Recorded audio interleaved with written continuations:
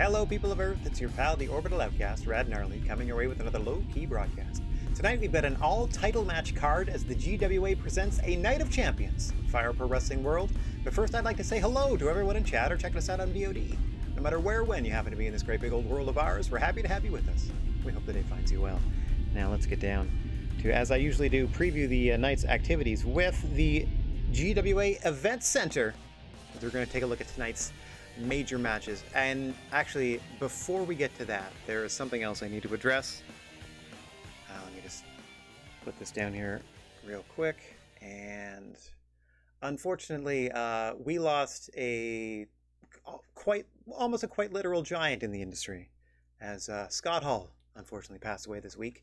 And so if you'll indulge me, I was hoping we could have a moment of silence and a 10-bell salute for Scott Hall.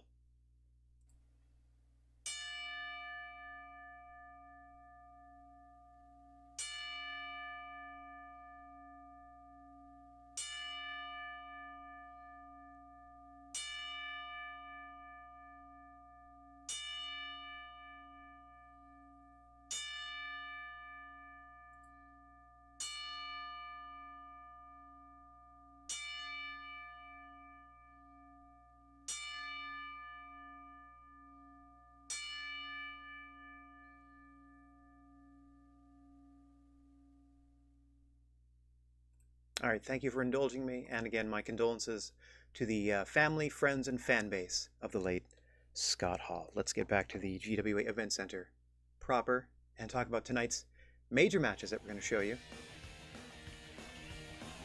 Oh, hang on one second. Yeah, it was a rough one too, Dork. I saw that. Oof.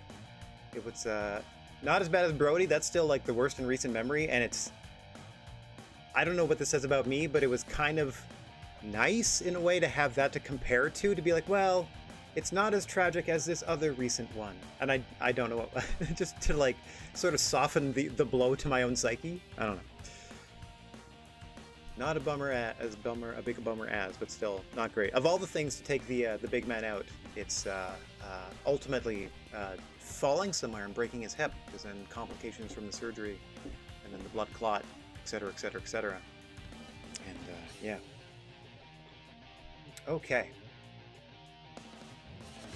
There, another little moment of grief, and we are back to talking about tonight's major matches. Now, normally, like I always say, I talk about the title fights that are going to be on the opening card of the two that we broadcast, but wouldn't you know it, the first show that we are presenting is the first ever GWA Night of Champions, and all 10 matches are going to be title fights. So what I thought I'd do instead is just bring up each of my my preview graphics and then just go to the match featured, starting with the Legends Junior Championship on the line, as you're about to witness Jushin Thunder Liger take on Rey Fenix. And 1 second, let me get this over here. Now, if I do this, sorry, this is the first time I'm trying this. All right, if I do this, it'll go for the GWA probably.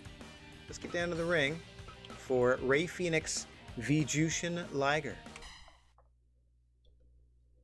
Ooh, smooth as butter, baby. Hey, Rocco, what's going on, buddy? Nice to see you. You were just in time for the very first match of the night. Wouldn't you know it, it's a title fight, because we got 10 straight coming your way. GWA Legends title on the line. As always, the creature on feature, Mr. Bigfoot calling for the bell. Jushin Liger, the champion. Rey Fenix, your challenger.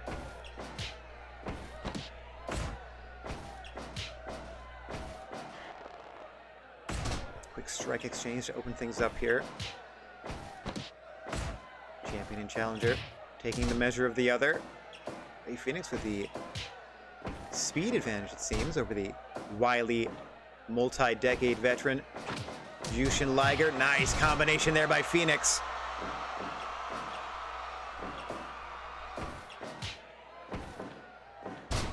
Snap suplex.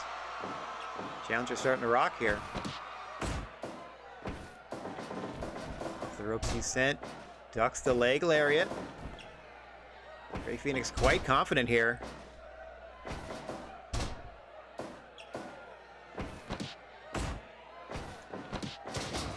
Crisply done there by Jushin Liger in that head scissor takeover. Oh, and one in reply for Rey Fenix now slowed things down.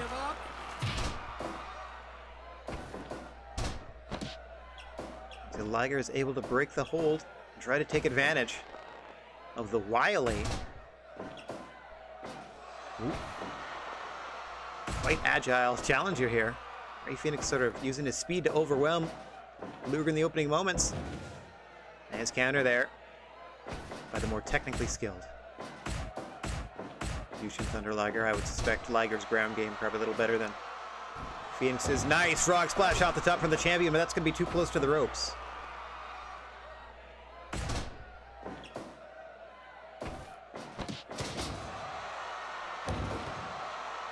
Liger now fighting his way back into things. Fires a few stiff elbows. Oh, interesting variation on the deathlock there.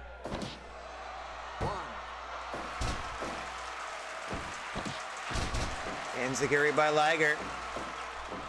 Trying to show Phoenix that submission did little damage to the legs. Mahi Strahl toward the center of the ring. Nets him a 2. Back comes Phoenix and back to the submission. Surprising strategy from Ray Phoenix here in the opening moments. After a flurry of offense. The first 3 or 4 minutes here. Phoenix trying to ground Liger with that leg-based submission. Hang on!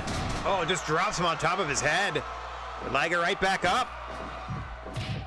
Firing Phoenix into the corner. Phoenix fighting free.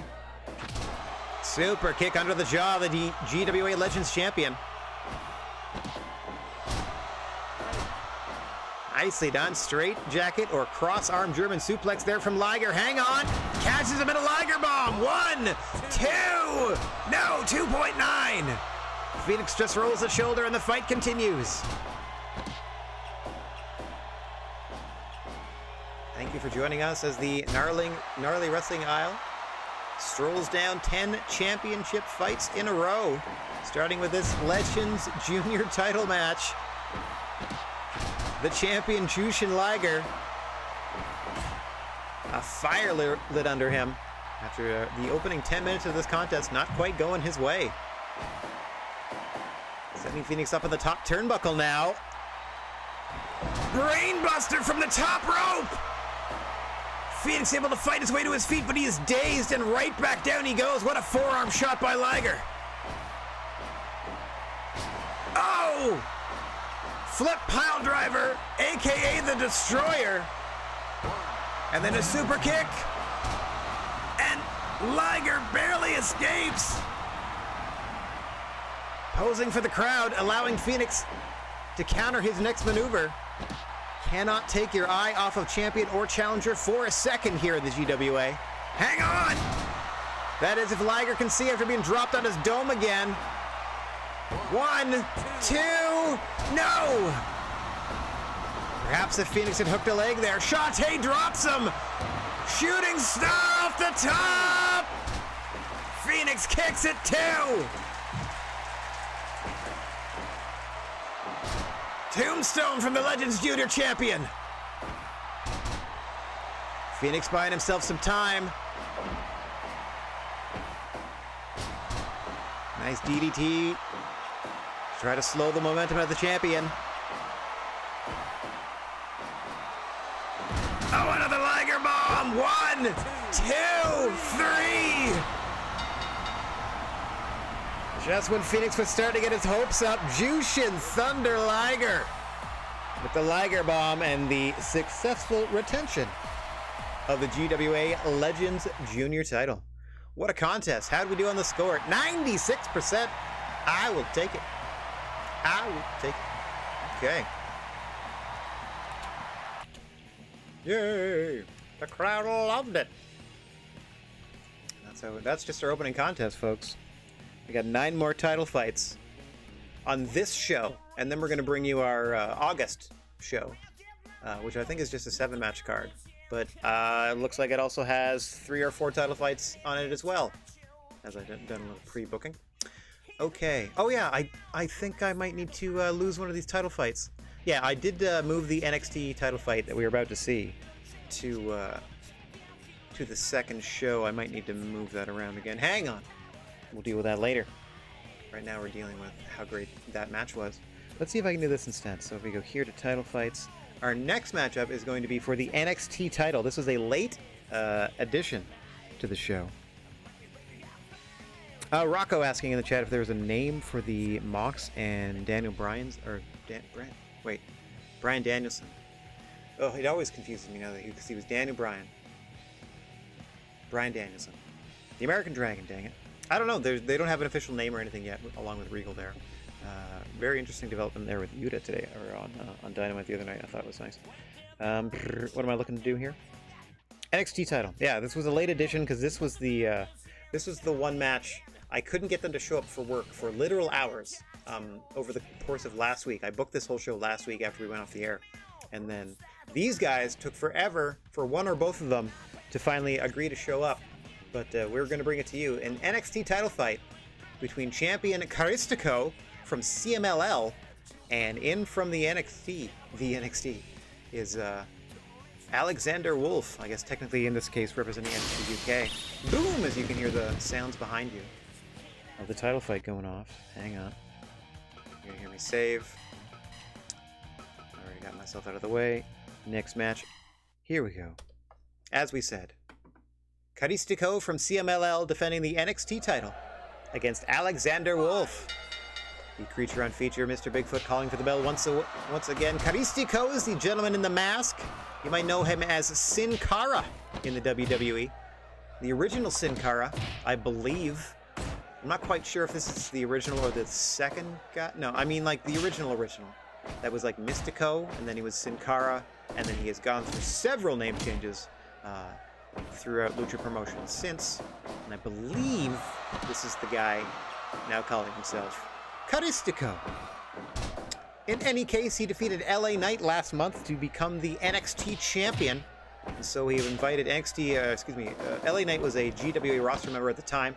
His contract was contingent upon him remaining NXT champion, so he was quietly released after the title fight. But after some lengthy and strenuous negotiations, we can finally bring to you this NXT title fight between an NXT contracted talent and a CMLL contracted champion. Looking for a pin there of the challenger Wolf, getting a no count as he was too close to the ropes. Nice suplex there from Wolf. Dressed here in, I'm assuming, his Sanity attire, which is probably the last time I saw him. Hang on! Quick roll-up attempt there by Caristico, yielding a no count. So Rocco has posed the question, is there a name for the Mox Danielson faction? I don't have one. I don't think they've announced one. If anyone has any ideas, feel free to pop off and chat. Maybe a little discussion going. What we could call that group.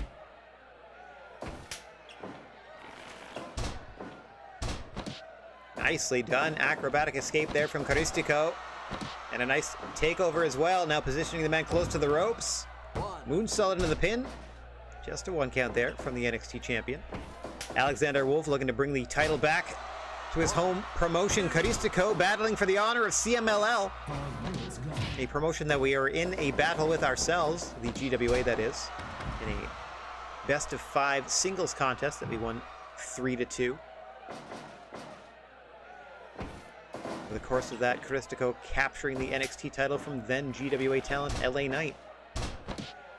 Leading us to tonight's title fight a mere month later. As we are friendly with every promotion in this wrestling world. Everyone says yes to the booking fee, but sometimes it takes a little doing to get him to show up for work. And Caristico looking to make short work of Alexander Wolf with another middle of the ring roll-up, but only netting him a 2 count. Hang on. 1, 2. Another nice roll-up out of the corner, gets the champ at 2. Crowd appreciative of the technical prowess there. Swanton off the top from Caristico. Aerial offense on the display, and now another hook. Got him deep, got both legs, and another 2 count. Not the most impactful offense, but those will wear you down. Oh my gosh, over the top rope. And a head scissor takeover on the floor. Back to work on the head and neck with that enziguri. Unfortunately, his proficiency with the roll-ups not quite going to help him on the floor, where there is no count out or disqualification here in the GWA. Outside of the ring, that is. The only place a pinfall or submission will be counted is in the confines of the GWA ring, where there is also a rather generous, 5 count on disqualifications. The battle will continue until these fighters return to the ring, though. There we are. Christico being helped back inside, and now Wolf joining him. As we reset around the 10-minute mark here. Nice agility there. Oh, hang on. Christico sent immediately back to the floor by challenger Wolf. I feel like Alexander was perhaps liking his chances out here, but the rules were a little lax. Now getting into the faces of the fans, our champion and challenger. Nice suplex against the guardrail by Wolf, but Christico up first, and once again to the back of the head with an enziguri. Step-up style that time. Shades of the Rocket. Now a freestanding. That was a ghetto blaster, ladies and gentlemen. For your bad news, bad news. Is it bad news, Brown? Bad news, Brown? Dear Lord. Alexander Wolf with a heavy-duty offense. Nice exploder to follow it up.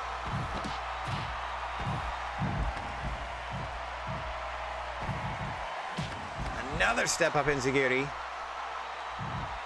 See Christico concentrating on the head and neck. Those precision strikes. Now allowing the fight to return to the ring. Countered into a powerbomb! And we almost had a new champ! Christico fights on!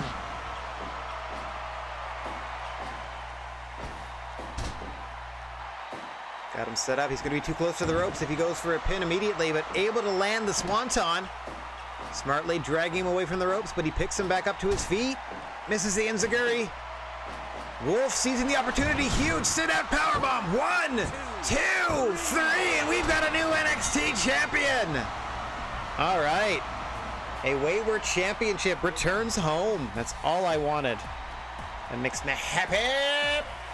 That makes me happy. Okay. Wonderful, wonderful stuff. Now, how did we do? 97, you somehow managed to top the previous title fight. Let that be a fair warning to everybody else in the locker room. We got 8 more title fights coming your way, and they're just getting better, technically. I mean, they could also start going down, but whatever. Let's look on the sunny side, shall we? As I scroll up my text file to show that Christico is no longer a Wayward champion. Alexander Wolf has taken the NXT title back to NXT where it belongs and where it has not been defended in our wrestling world in like years in the wrestling timeline, which is wild. I guess they've been using their junior title as their top singles, or maybe they're like pushing the tag, but we have one of their tag titles as well because we have half of the junior tag team champions on our roster. Something we also have to address perhaps as early as next month. Okay, enough vamping. Let's get over to the title fight part, and we are now presenting another Impact Trios title fight, as you're going to see the champions Bret Hart and Will Hobbs from the GWA and representing the Standard in there with Eddie Edwards from Impact, and they're going to be facing Team Impact, this time represented by Rich Swann, Ace Austin, and Jordan Grace. So let me just get on over to this. Again, you're going to get some fun sounds. One, say that power burn.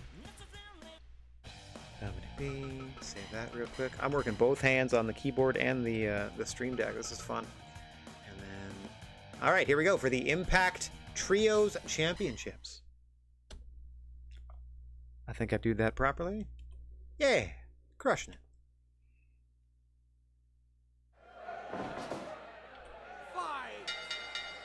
Mr. Bigfoot calling for the bell, and we are underway. There you see the champions in the red corner, Eddie Edwards from Impact Wrestling. 1/3 of the Impact champs, along with Bret Hart and Will Hobbs of the GWA. One half, I should say, not two halves. One half of the Standard, led by Bret Hart himself. One of the oldest running stables here in the GWA. On the other side of things, Jordan Grace currently in there with Eddie Edwards. You see Ace Austin at the top of your screen there, and then around the corner from the turnbuckle and freshly tagged into the match, the third member of Team Impact, Rich Swann, helping Grace out with that double team maneuver to get him involved in the matchup here. Eddie Edwards having enough of that. Tagging into the leader of the Standard, Bret Hart. finalist in the GWA World Title Tournament when we had to crown a new champion due to the vacancy of the belt in the wake of Stone Cold Steve Austin's sudden retirement. Unfortunately for Bret Hart, he fell to CM Punk, who is the current GWA World Champ and will be defending that title in our main event against one of Bret Hart's chief rivals, the Heartbreak Kid, Shawn Michaels, versus CM Punk later tonight. It's going to be your main event on tonight's Night of Champions show. We got a lot of gold to flash before then.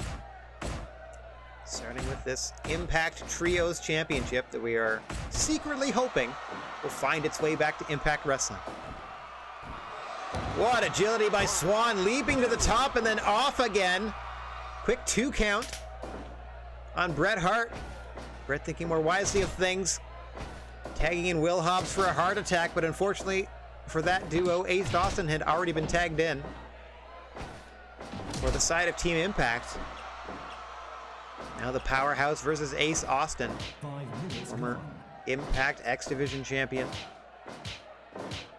Likewise is Rich Swann. Likewise, I think Jordynne Grace held it, or at least was in contention for it.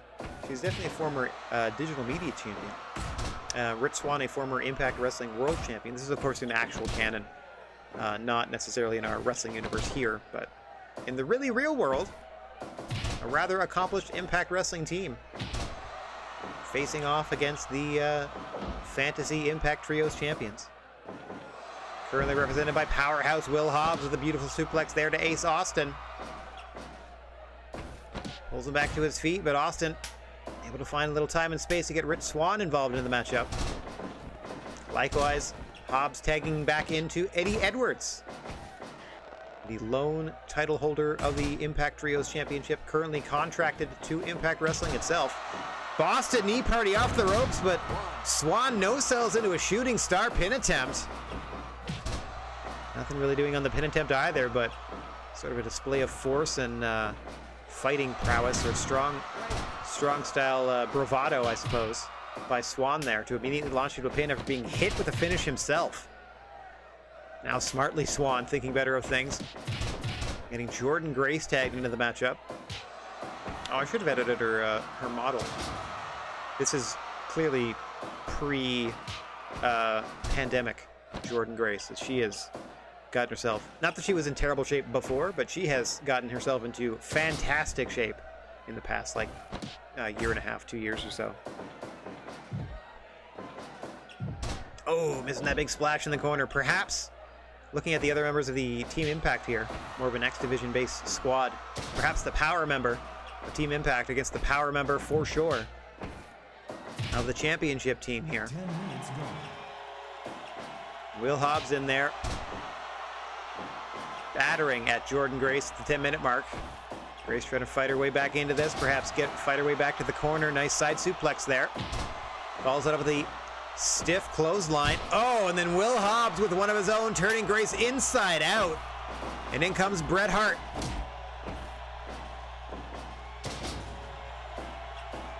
Grace undaunted here. Taking the fight to the Hitman. Hitman with a crossbody off the ropes. Rich Swann in there in time to break things up. Now that could have spelled disaster for the chances of Team Impact at returning the Trio's gold back to their home promotion. Nice German suplex there by Grace. Trying to get her way back to the corner here, but Bret cutting her off. Wisely done by the excellence of execution. Spiking Grace with a pile driver and into the pin. Austin and Swann both there to break things up before a count of 2. Now Grace looking for the opportunity to get to the corner, I'm sure. But her partners drop down once Bret Hart is sent to the floor. Grace is on her own.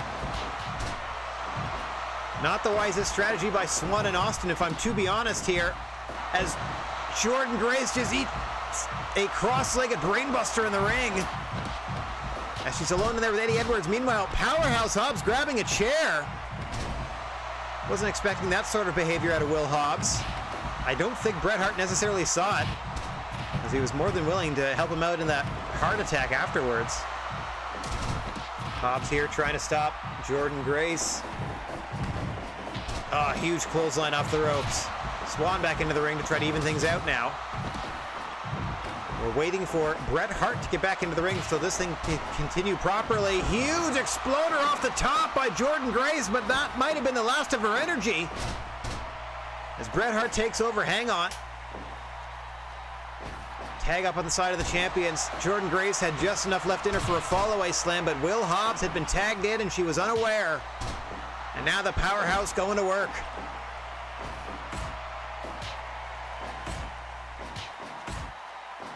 Grace and Hobbs going shot for shot here. Grace winning the battle, but doesn't have the strength to get to her corner.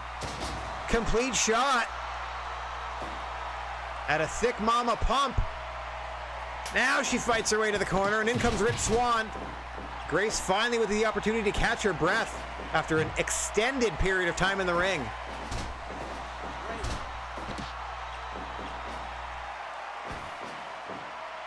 Ace Austin, the sacrificial lamb for a triple team there, so both Swann and Grace can catch their bearings. Actually, a display of compassion and teamwork there from Ace Austin. That was unexpected. Oh, we didn't expect that power out of Hobbs, though. Running power slam. Are they going to get there in time? No! Powerhouse Hobbs with the running power slam. And once again, your Impact Trios champions, or still your Impact Trios champions, Will Hobbs, Bret Hart, and Eddie Edwards. I'm never getting rid of these belts. We have another Trios championship, by the way, that is partly in our midst that we have to try to get back out into the world. But that's okay. All right. They successfully defended. I'm not going to hold it against the champions for being champions. They did a good job. Let's see. Boink. There we go. 94%. Slight drop off, but we're still in the 90s, so I'm not going to complain about that one bit. And I got to mark that Hobbs got the win over Rich Swann. There we go. Okay, now, the next match coming your way, as we get to my title fight screen, is another first-time matchup in a GWA ring, as the Dragon Gate Junior Championship is on the line. The Heartbreakers, Flamita, representing GWA, the current Dragon Gate Junior Champion, facing from Dragon Gate itself, the power of Big R Shimizu. And we're about to feature that matchup for you. As you can hear the title defense music going off, you'll hear me save. And then we'll get on down to the ring. Here we go. This is what? Our 4th of 10 consecutive title fights.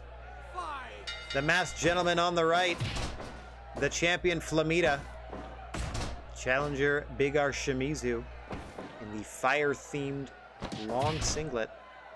And as always, your referee, Mr. Bigfoot, top of the screen there. Nice arm drag by Flamita, looking to defend his Dragon Gate Junior Championship. Big R Shimizu, of course, looking to bring that title back to Dragon Gate. Part of our Wayward Championship series that we try to book on as many shows as we can remember to do it. Trying to keep the belts where they belong. And since we're friendly with every promotion, we can kind of book whomever we want, more or less, as long as we can afford them. Whether they show up for work or not might take some doing, but so far so good. Oh. Something about Flamita's chops, or his slaps there, he's just got that extra level. He just has that extra gear of viciousness to them that has propelled him to the Dragon Gate Junior Championship. Nicely done on the moonsault pin. Ducks the kick, but not the pin attempt. Able to quickly kick out, though, does Big R Shimizu. Nice follow-away slam by the powerhouse junior heavyweight. Give up. Give up. I believe Big R Shimizu, bit of a, not a joke nickname because he's still fairly solidly built in real life and such, but somewhere between 5'6", 5'8", perhaps. So stocky. Low center of gravity, thickly built. Power-based junior wrestler, to be sure. Flamita's got a lot more of the razzle-dazzle, so to speak.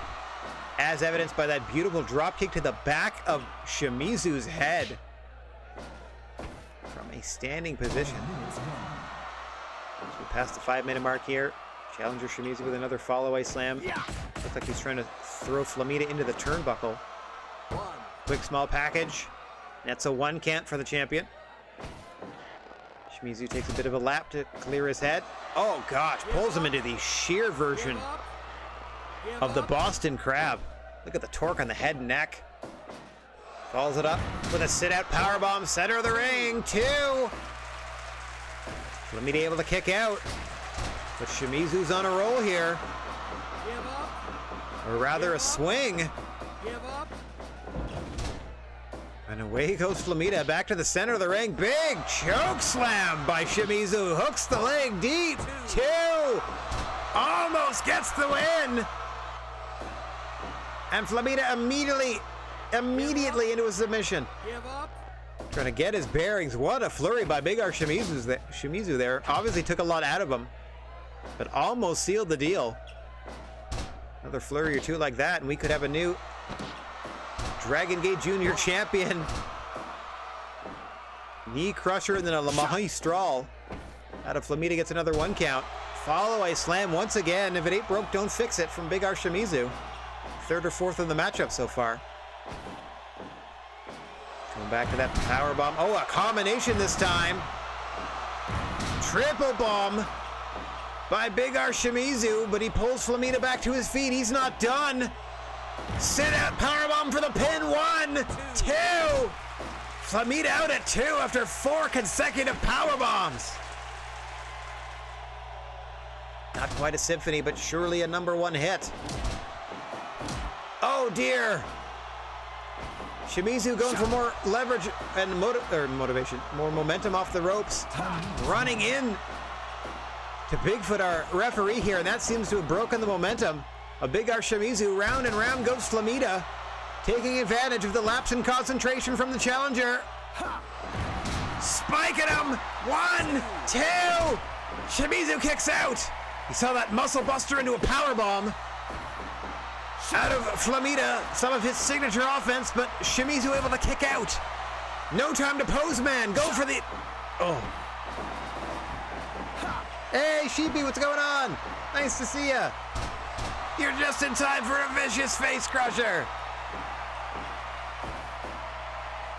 Follow-away slam by Big R Shimizu. Samoan drop this time. Shimizu looking to bring the Dragon Gate Junior title back to Dragon Gate with a jumping bomb. 2. Flamita out again. Small package by the champion.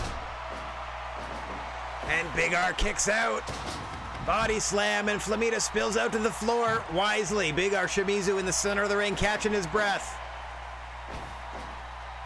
Another big Samoan drop from the challenger. Standing Spanish fly. Flamita hooks the leg. 2, 3. Flamita retains. That Spanish fly off the ropes did the trick, and Flamita survives the challenge of Big R Shimizu. All right. To the delight of the crowd, it seems. 89. All right. Bit of a lull in the overall quality of the show, but that's fine. Still got the result. I mean, not the result I wanted either, because we're trying to get everybody their belt back. But that just means we can have more junior title matches. We got to get more people in from Dragon Gate. 89%. Our first dip under 90 in terms of match enjoyment. But we got a good rebounder to come back with. Hang on, let me close some stuff here. There we go. Don't need that up anymore. We have a good rebound match to hopefully get the crowd back into it. Let me hit some buttons here. And we're going to feature for the first time the Big Japan... Oh, by the way, if I hadn't mentioned this already, and geez, if you're wondering why we have so many like Japan-based belts on the line, this of course being the first of 3 that we're featuring. Yeah, Meltzer not as big a fan, right? Not quite as much. Okay, so we are in Japan is what I want to drive towards here with our Night of Champions. We have sold out a 10,000 seat arena in Japan. And the only way we were able to do it was to call in a bunch of favors and have 10 title matches on the show. The next that you are going to see, involving, as we said, the Big Japan World title, they call it, as champion Hollywood Hogan is going to be taking on GWA's Undertaker. Coming your way momentarily. Let me just hit some buttons here. The Flamefly Flamita won that match with. Apparently that's one of his signature, if not finishing maneuvers. Go ahead and save my data real quick and get us on down to the ring for, like we said, a Big Japan title matchup between Hollywood Hogan and The Undertaker.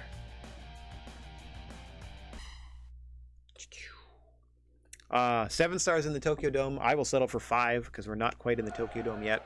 We're getting there though. This is a 10,000 seater in urban Japan. Hollywood Hogan, the current Big Japan champion, was signed to the promotion fairly early in this wrestling universe's existence, so has been working in Japan for the past 4 or 5 years. Every once in a while we check up on the status of the other promotions and what they're presenting in their cards and what sort of the average audience satisfaction with those matches is. He has been stinking up the joint for a number of years now in Big Japan Pro Wrestling, so we couldn't be more thrilled to have Hollywood Hogan with us against our very own Undertaker. Undertaker, the leader of the fairly recently formed Black Moon Fight Club, the BMF Club, as he'd like people to call it, consisting of Undertaker, Bison Smith, Luna Vachon, and Kevin Blackwood. Absolutely, we chose as our version of The Undertaker in the GWA is Dead Man Inc. All business, last riding fools all over the place. Had a heck of a run with the GWA Hall of Fame Championship early in his GWA career. Further singles gold has eluded him in the GWA itself, but he jumped at the chance to renew an old rivalry with Hogan and get an opportunity to become the Big Japan champion here tonight. Hogan fighting back for all he's worth, but there's only so much you can do against the most talented striker in the history of sentient life forms, and you can see that proficiency on display. And yes, every time I mention that, Taker slides me another 50. Trying to slow Hollywood Hogan down. Undertaker, a huge baby face in the GWA, but Hogan, beloved wherever he goes for whatever reason. Also wrestling in his adopted native country of Japan, where he's been featured for the past 5 years or so. Sending Taker off the rope with a big boot. Axe bomber to follow it up. That's what we're going to call his clotheslines.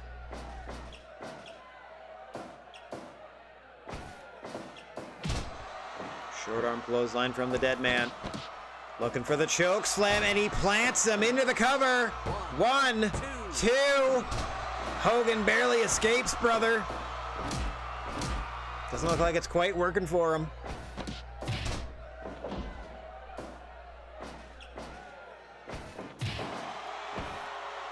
Hogan just trying to hang in there with the Undertaker to this point. No, I don't even think I have Shane O'Mac in this universe, to be perfectly honest. If he were here, perhaps. Last ride to Hollywood Hogan. 1, 2. Hogan escapes again. Locks a big boot from Taker. Bit of a double noggin knocker, but Hogan goes down and Undertaker does not. Delayed vertical suplex out of Hollywood Hogan. No, Roy, if Shane O'Mac existed in this universe, then the title would be up for grabs and I'd have to put them against each other, and the winner would be crowned the best striker in the history of carbon-based life forms or whatever. But Taker's the only one here. I left Shane and Stephanie out of things on purpose. Choke slam once again to Hogan, but he might be too close to the ropes here. Yeah, that might have saved Hogan's chances to retain his title here, as it has been mostly Undertaker in the opening 10 minutes of this contest. Hogan look for the big boot. Hang on, atomic leg drop into the pin. 1, 2. No, Undertaker barely escapes. Just like that, Hogan's right back into this thing. Snake eyes. Last ride. Taker looking to put him right back out. Planted. Hogan's back to his feet immediately.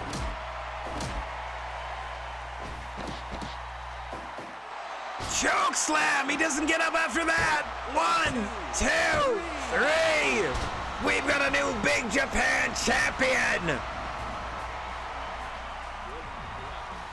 See, in this case, I wanted this belt just because I thought it'd be fun, and I thought it would help draw a house if The Undertaker fought Hulk Hogan, in Hollywood in this case, and we got a result back into the 90s. Hogan didn't even do that much. Like, he sold for most of that match, and then he hit an atomic leg drop for a near fall, and it was enough. Probably made a tasty payday off that, too. Okay. Excellent stuff. Excellent stuff. I'm going to do my bookkeeping real quick. I actually have to now add Undertaker to the list of wayward champions. Undertaker having from the GWA has the Big Japan title. You start bringing in people from Big Japan Pro Wrestling to try to take down the Undertaker. That'll give him something to do. That keeps him out of the world title scene. But still, we get to feature The Undertaker. Okay, that's all done there. Our next matchup is for the GWA Junior title. Champion Kairi Sane, representing the Squared Circle K, going one-on-one with Becky Lynch. Let's go ahead and get set up for that. Boo boo, new champion crowned. To the delight of the crowd. We saved it real quick. And our next matchup, as we said, Becky Lynch, Kairi Sane for the GWA Junior title. As always, the creature on feature, Mr. Bigfoot calling for the bell, and we are underway. Champion Kairi Sane in the red corner, dressed all in red. Becky Lynch in the blue corner, dressed all in white.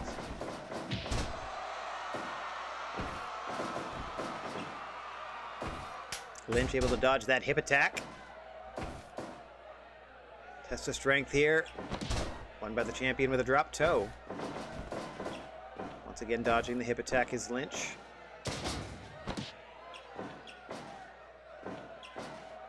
Feeling out process begins. Don't know that these two have had a singles match against one another in the GWA to this point. I'd have to check my records, and by records I mean my ever-increasing text file. In Notepad. Nice counter there by Kairi Sane, flipping out of the corner. Sends Lynch across the ring, but doesn't quite know what to do with her. Perhaps knows she doesn't have time to do anything complex, so just lets her get back into the fight here. Goes low. Low drop kick there. Shades of Kairi Sane's former mentor, Kaiji Muto. The former leader of the Squared Circle K, Muto since retiring. And leaving that faction in the capable hands of Kazuchika Okada, who joined Kairi Sane, Keith Lee, and Chris Statlander in the Squared Circle K, a faction comprised of individuals whose first names all begin with K. And I had to make sure there were 4 of them, for reasons that should be obvious.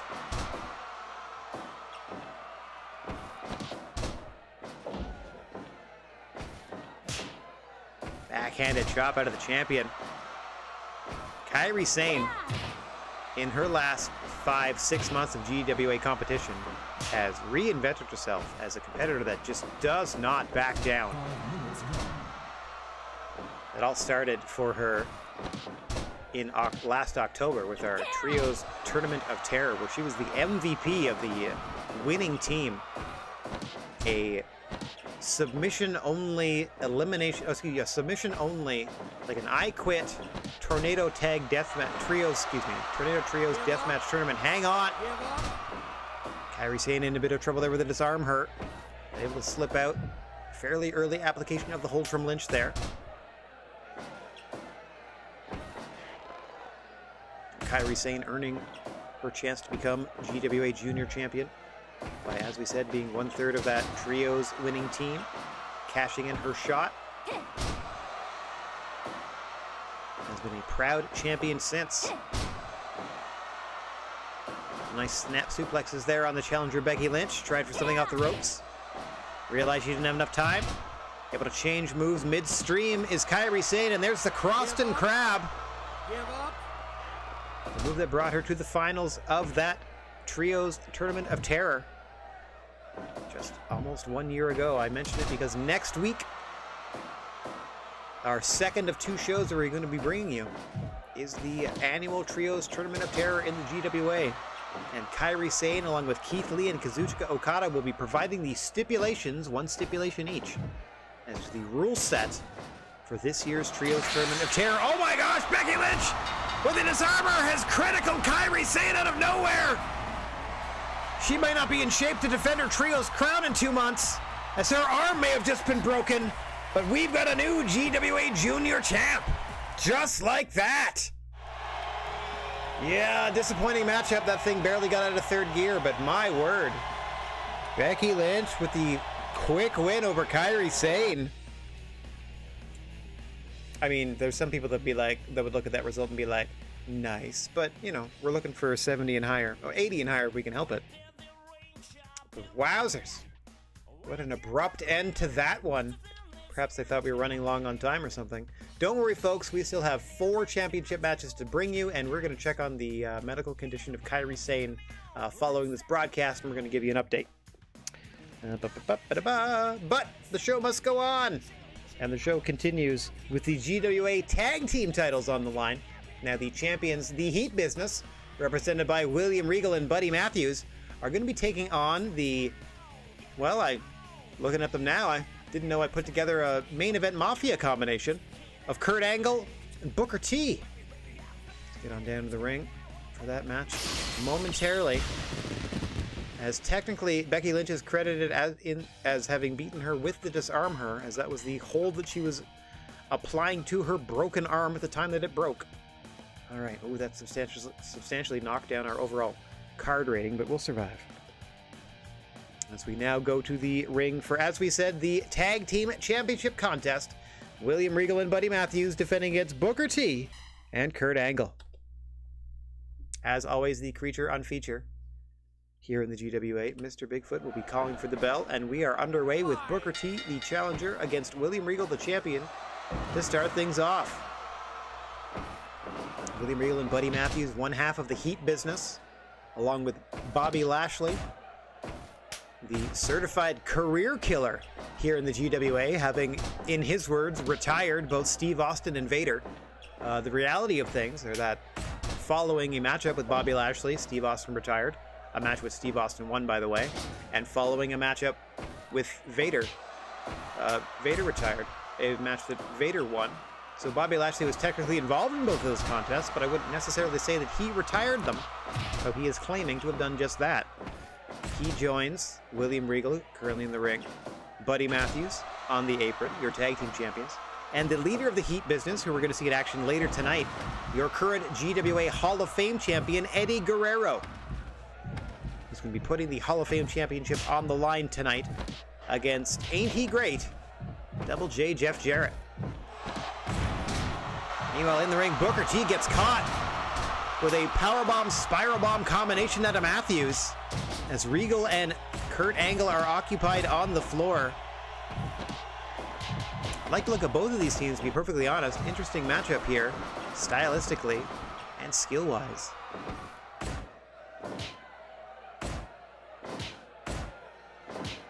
As things settle back down into a tag team contest, and Regal and Booker wail away on one another. Booker able to block that suplex, and in comes the Olympic gold medalist Kurt Angle, and out goes William Regal. Fresh tags on both sides brings in Buddy Matthews as well. So your tag team champions in there with the incredibly well decorated, both professionally and as an amateur, Kurt Angle. Going toe-to-toe with Buddy Matthews here and coming out on the winning end of things, at least for the moment. We just passed the 5-minute mark in this tag team championship contest. match. What do we got? Match 7 of 10. So we still have 3 more title fights after this. Couldn't be more happy to bring them to you on this lovely Thursday evening.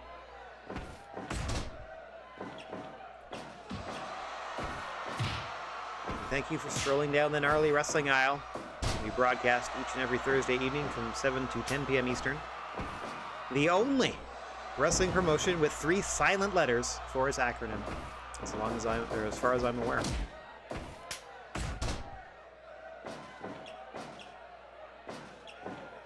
That's now perhaps a better stylistic matchup. As Buddy Matthews is tagged out to William Regal, and in comes Kurt Angle, but Kurt Angle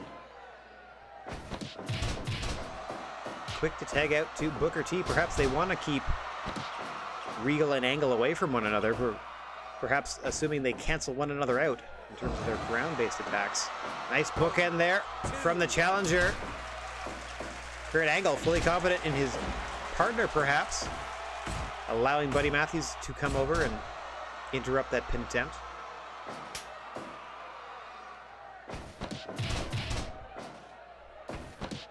Not quite wanting to busy himself with that was Kurt Angle.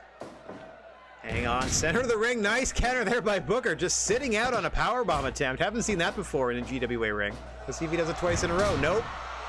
Nope, not so much. Powerbomb into a spiral bomb. And this time Kurt Angle comes in to help his partner and save the matchup.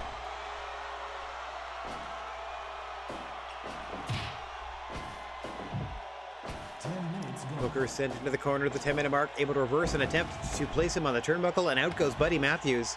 Now at the mercy of Kurt Angle on the floor. Meanwhile, in the ring, Regal able to catch Booker T unaware. Oh, and pardon me, Buddy Matthews with the spiral bomb combo and Angle on the floor. Falls up with a snap suplex.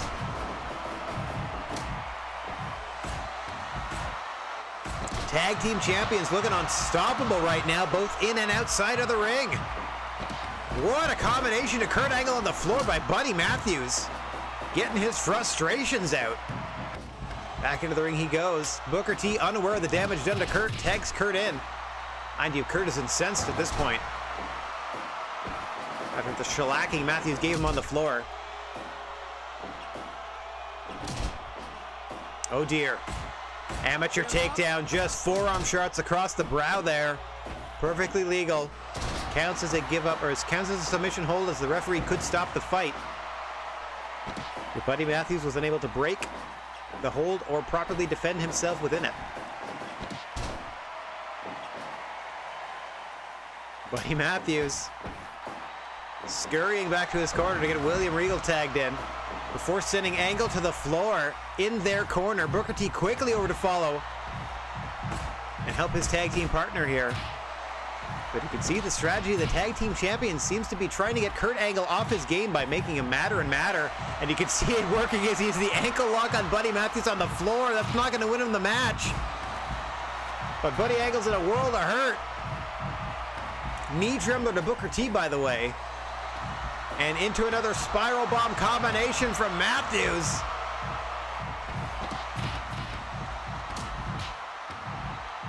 Wild Dragon or Thunder and Lightning for the faction of Danielson and Moxley? I don't mind that. Wild Dragon sounds fun. Wild Dragons! Booker T celebrating perhaps a little early with that spinneroonie in the ring. As things have finally settled back down into a tag team contest. Regal and Angle legal. See Booker T suffering another powerbomb combination out of Matthews there. He's got a handful of those, it seems. That one flipped into a knee strike. Double arm suplex by Regal, actually allowing Kurt Angle the distance he needed to tag Booker T in, and now Matthews sent out to the floor on the challenger side of things.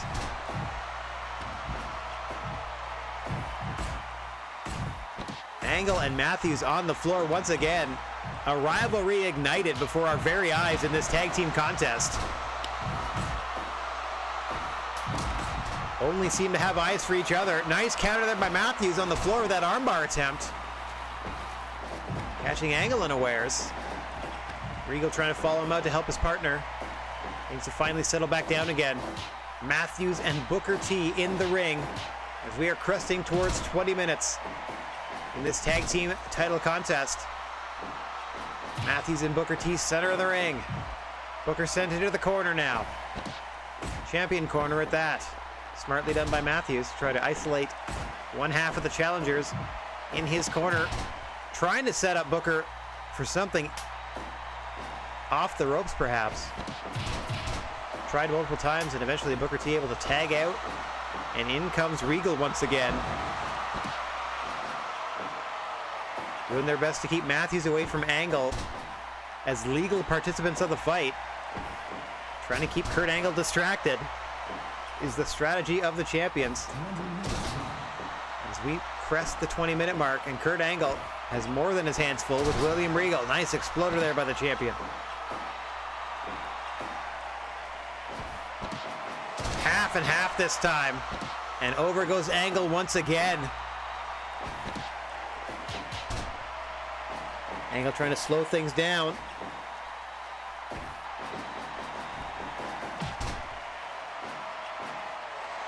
Caught napping by William Regal, looking to finish him off here, off the ropes. Another exploder. William Regal getting the better of Kurt Angle. Oh, spoke too soon. As I say that, he's able to block another suplex attempt and tag out to Booker T. And in comes Buddy Matthews for the champions. One half of the Heat business. Buddy Matthews and William Regal. Nice hook kick by Booker T. Bookend, but in the champion corner, and Buddy Matthews, to his credit, popping right back to his feet.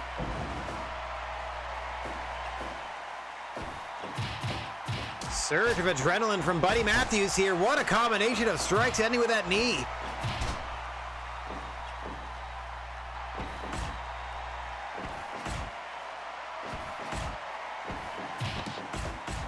Combination from Booker with 3 knees to the face in response. Booker T able to bowl over Buddy Matthews off the ropes. Matthews able to counter that suplex. Both of them miss a pair of kicks there. And eventually Booker T finds his way out to the floor. William Regal creeping up behind him. Matthews and Angle going at it once again in the ring. Bookend to Regal on the floor. Hook kick to follow it up. Oh, vicious knee strike to the back of Kurt Angle's head, meanwhile in the ring. Make it 2 in a row from Buddy Matthews. Another bookend to Regal on the floor. He's getting worn out there by Booker T.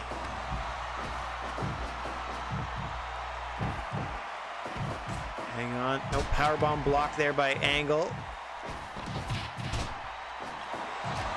Scissors kick to the back of the head of William Regal. Regal fighting back with an exploder. And as you can see, Buddy Matthews helpless in the ankle lock by Kurt Angle. Trying to fight his way to the ropes to break it, but that's not going to help. Buddy Matthews in a heap of trouble here. Up against Booker T. Nice drop kick by Matthews. Able to hobble back to his corner, and in comes Regal.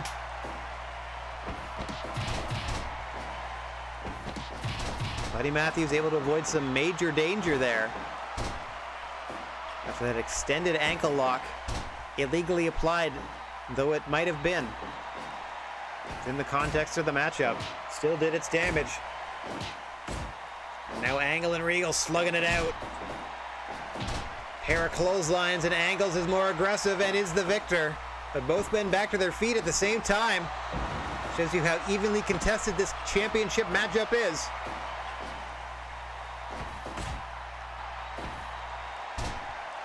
Nice leg trip by Regal. Signature counter offense. Exploder. Angle back to his feet but dazed. Regal looking to take advantage as we crest toward 30 minutes gone in this title fight. Angle escapes to the corner, and in comes Booker. Regal continues going to work on whoever is in front of him.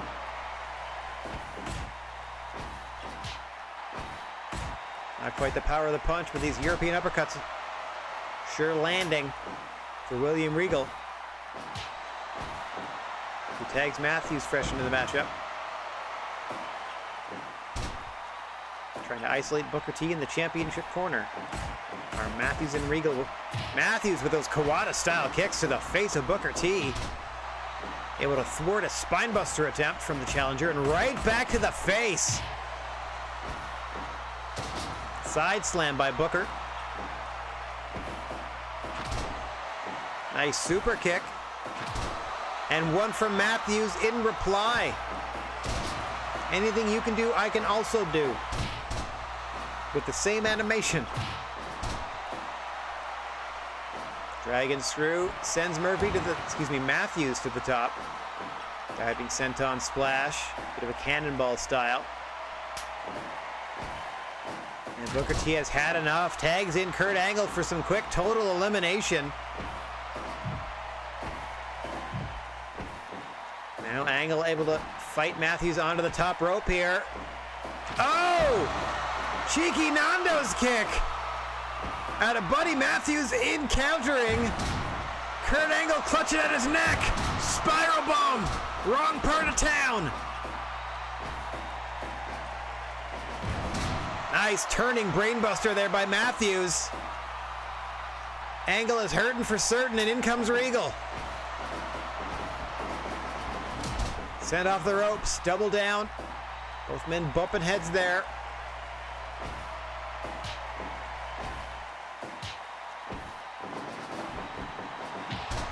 Knee trembler off the ropes. Booker T there to make the save, or that would have been it. Regal cutter out of William Regal.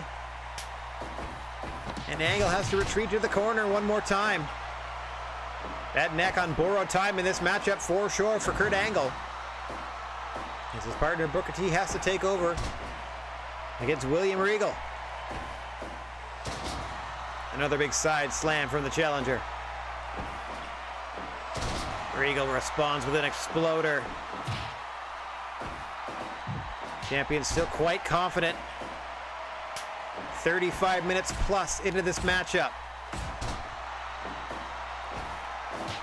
Their epic tag team confrontation in the GWA.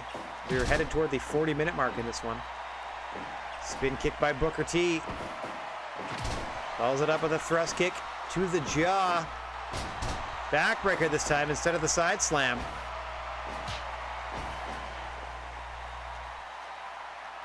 Matthews able to just grab a hold and drag him back into the corner. Booker T fights free. Here comes Kurt. Oh, Kawada kicks to the face of Kurt. And then drops him on his head. Once again does Matthews. Falls over the frog splash, but once again, wrong part of town. Perhaps a tribute to the Heat business leader, Eddie Guerrero. Or perhaps he just likes throwing frog splashes. Who's to say?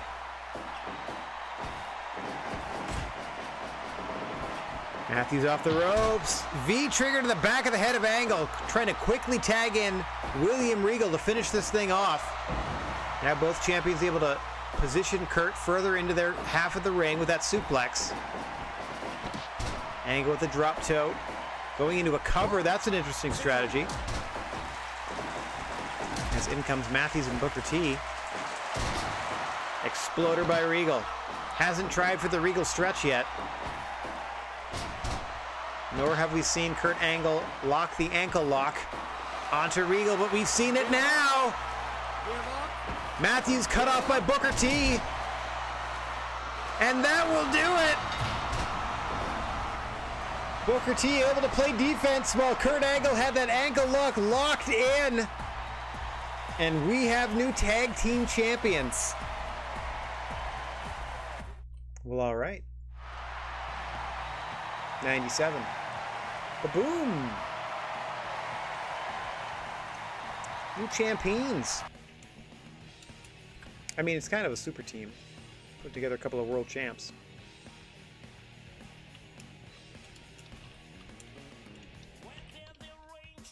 Okay. That actually helps me book next month's show. I think, yeah. I think. For sure. Okay. We still have 3 more title matches in this first card.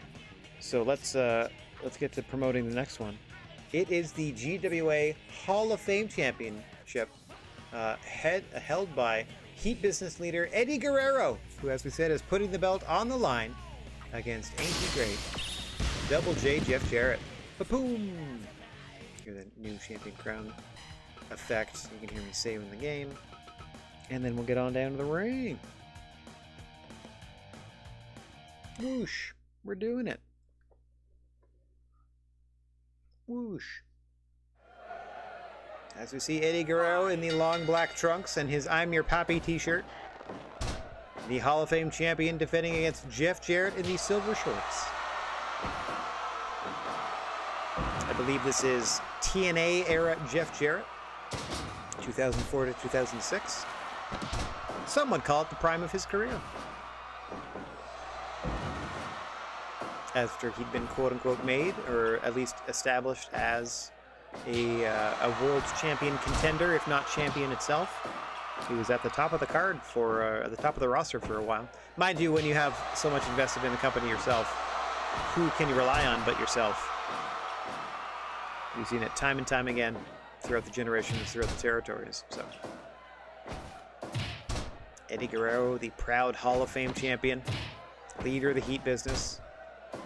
Can't be too pleased with Regal and Matthews for losing the tag straps. But if I know anything about Eddie Guerrero, that's going to make him extra diligent, extra focused on retaining his Hall of Fame championship here tonight against Jeff Jarrett. Quick roll up here from the champion. That's not going to be too effective, but good to know he has it in his arsenal.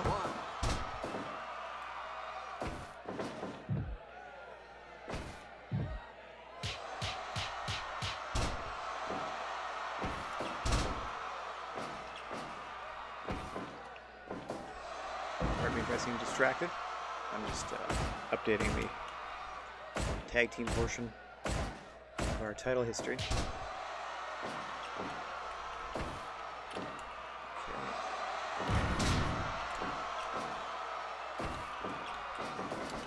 And Kurt Angle, the 7th tag team champions in our company's history. Obviously, first-time champions. Give up. As we pass the 5-minute mark in the title fight in the ring, champion Eddie Guerrero, the GWA Hall of Fame champion, the belt that Undertaker sort of put on the map in this promotion as our secondary singles title. In there with Jeff Jarrett, relative newcomer to the GWA, but seemed a little disgruntled with his booking, so I thought, throw him a title shot, see if that made him happier. Oh, the other thing I did, just to talk a little inside baseball or some behind-the-scenes stuff, is my new pay threshold for all of the talent has gone up from $2,000 a month to $5,000 a month.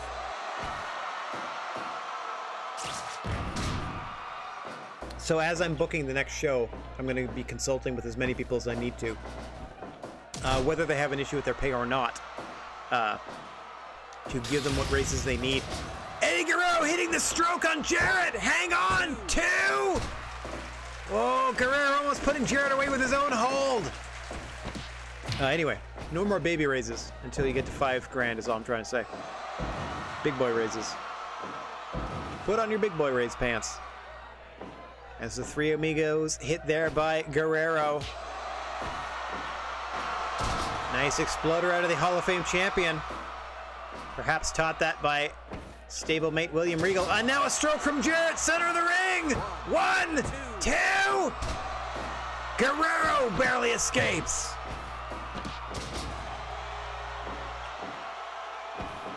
All action. Under 10 minutes in this one. For those keeping track at home, we're at a stroke apiece. See if Jarrett will bust out a frog splash later. 10 minutes gone. We passed the 10-minute mark in this one. Nice tilt-a-whirl into the backbreaker from Hall of Fame champion Guerrero. This time goes low with the drop kick. Jarrett scoops him up into a Blue Thunder and almost wins the gold. Frog splash to the back of the challenger. Rolls him into the cover. 2. Jarrett's able to escape. Oh no, once again, Mr. Bigfoot collides with a competitor and is momentarily downed. Don't worry, we'll patch them up after the matchup. Another Blue Thunder Bomb. 1, 2. Guerrero escapes again. Things are getting fast and furious here. What a counter into the DDT! Head scissor takeover, perhaps trying to position him near those ropes.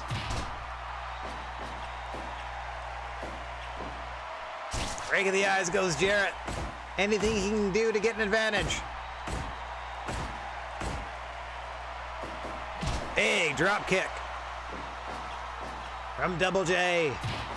Softening up the legs for perhaps a future application of the figure 4. Guerrero with an exploder into the ropes, but Jarrett rolls through to his feet. Nice gut wrench. Back to the legs goes Jarrett. Eddie going up, another frog splash, small to the back. Rolls him into the pin, might be too close to the ropes, and he is. Jarrett now creating a little time and space, no follows him out immediately, grabs a chair, oh God! Blasting Eddie Guerrero in the face with that chair is Jeff Jarrett, trying to open him up. Oh, swinging neck breaker onto another chair, and now he grabs the arm of Guerrero. This thing was a civil wrestling match for the first 15 minutes, but challenger Jeff Jarrett, using rather underhanded tactics on the floor here, grabbing that steel chair. But Eddie Guerrero fends him off, back to the center of the ring. Calls for the challenger to join him.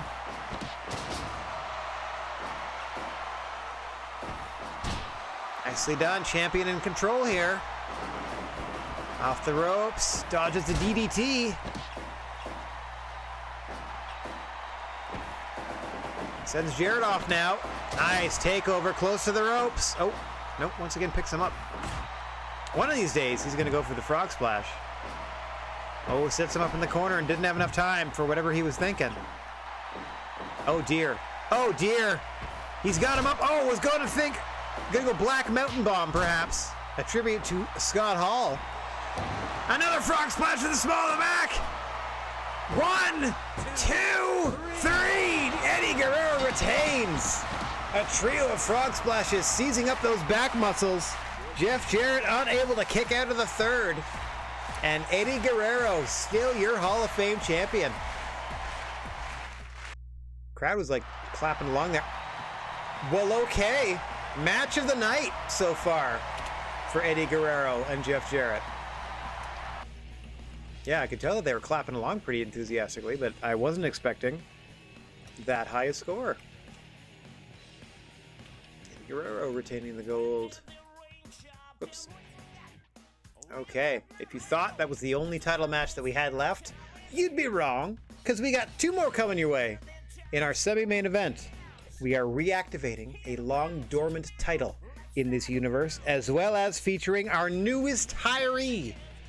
Ladies and gentlemen, please welcome to the GWA the latest roster member and New Japan Pro Wrestling Champion Minoru Suzuki, who's going to be putting that belt on the line immediately against our guest in from New Japan itself, Hiroyoshi Tenzan.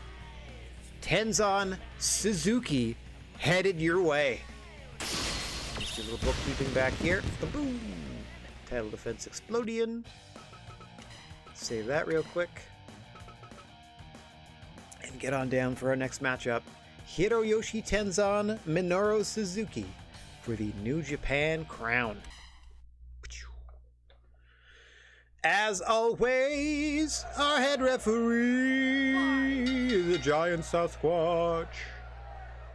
As you see, we patched him up.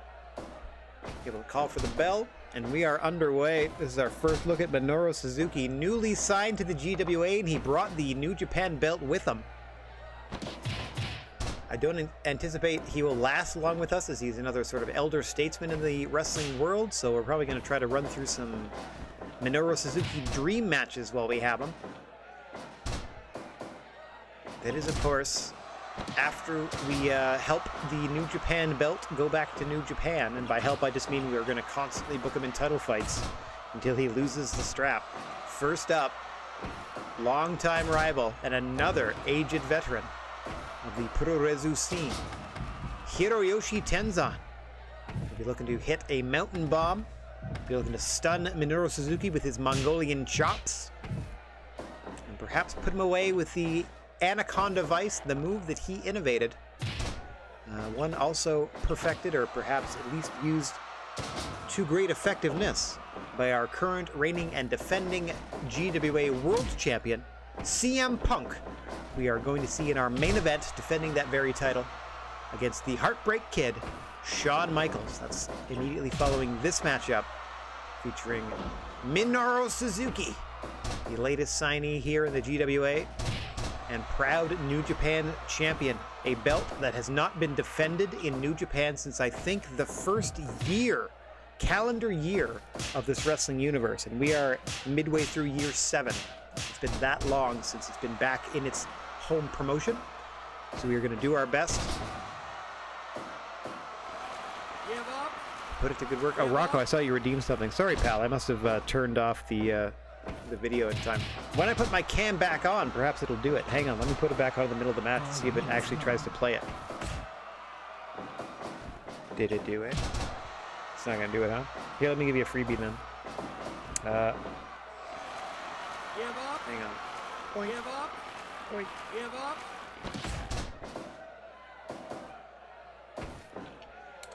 Now, all we need is a little energon and a lot of luck.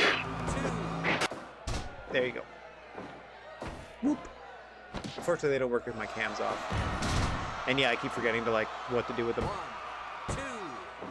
God, style pile driver. Did I just see that out of the corner of my eye? It only nets Suzuki a 2 count. Now Tenzan. Nice arm trap on that face lock.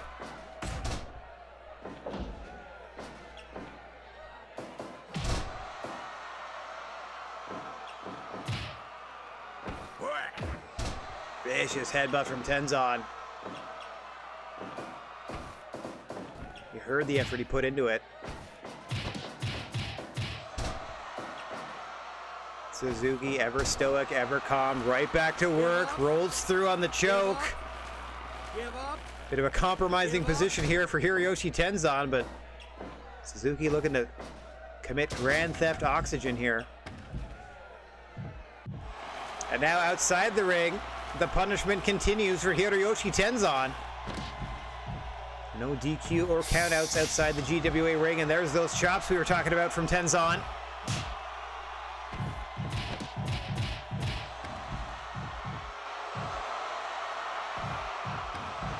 Another roll through into another choke from Suzuki. A submission master, an extensive MMA career has Minoru Suzuki, paralleling his pro wrestling career. I believe he just took a few years here and there and just decided to do either or both.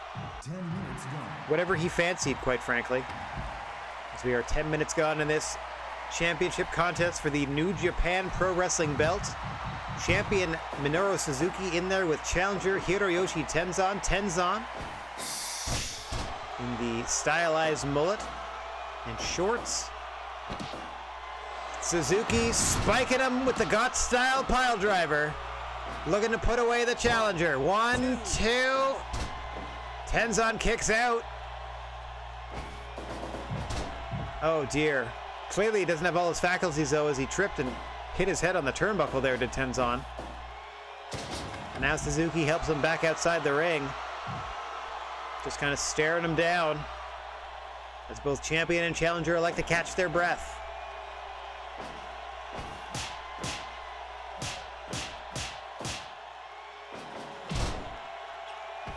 Back and forth they go. Tenzan ending that strike battle with a vicious headbutt. This is the follow-up, so Suzuki strikes.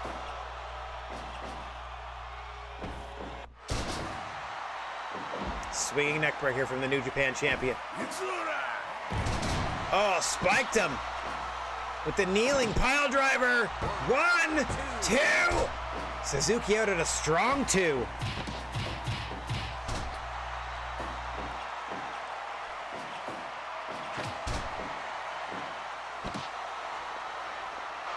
Into the camel clutch, and Minoru Suzuki taps out Hiroyoshi Tenzan.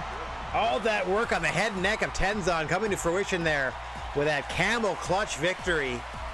And still, New Japan champion, Murder Grandpa himself, Minoru Suzuki, in a poo-poo match.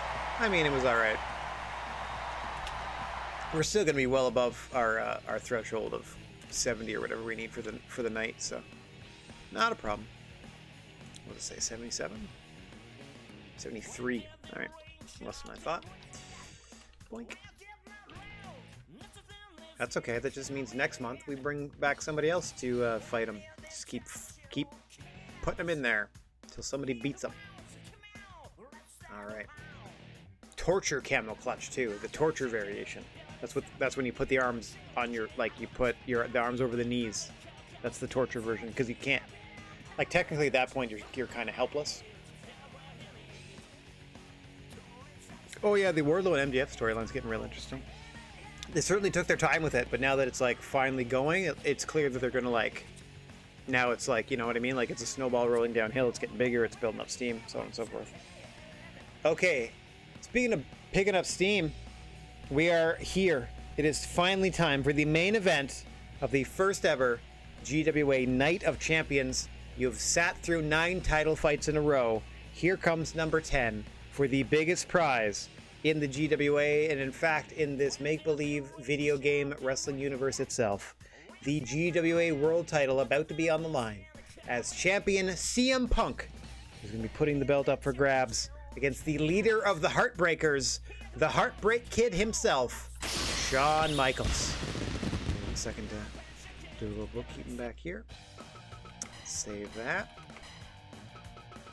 And we are on the way. Boom. Down to the ring for your main event.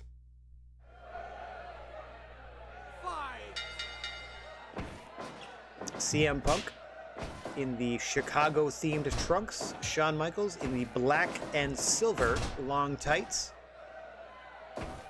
Michaels the challenger, Punk the champion. Punk is going to be looking for that go to sleep.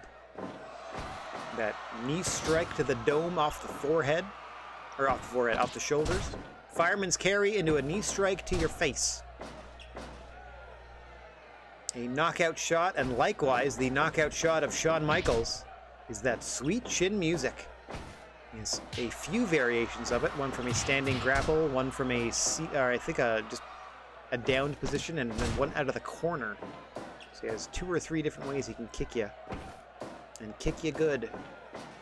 Punk trying to welcome Shawn Michaels to Chicago. Michaels having none of it. Pretending he's from Aqualiat and having none of it.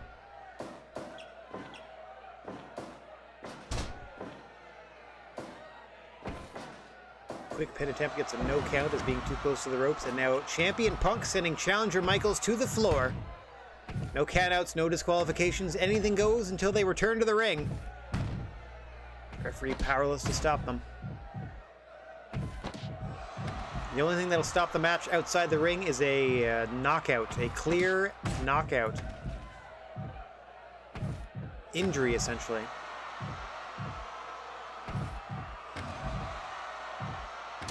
And they're going wild and whirly here on the floor. Michaels established himself with a nice neck breaker and then rolling champion Punk. Wow. Freudian slip there. Perhaps I wish for a title change. Back into the ring, at least looking like a champion, was Shawn Michaels for the moment. Now the Anaconda Vice out of Punk. We didn't see it out of the originator Tenzan in the last match, but we're going to see it out of Punk here. 5 minutes gone. At around the 5-minute mark of this championship contest.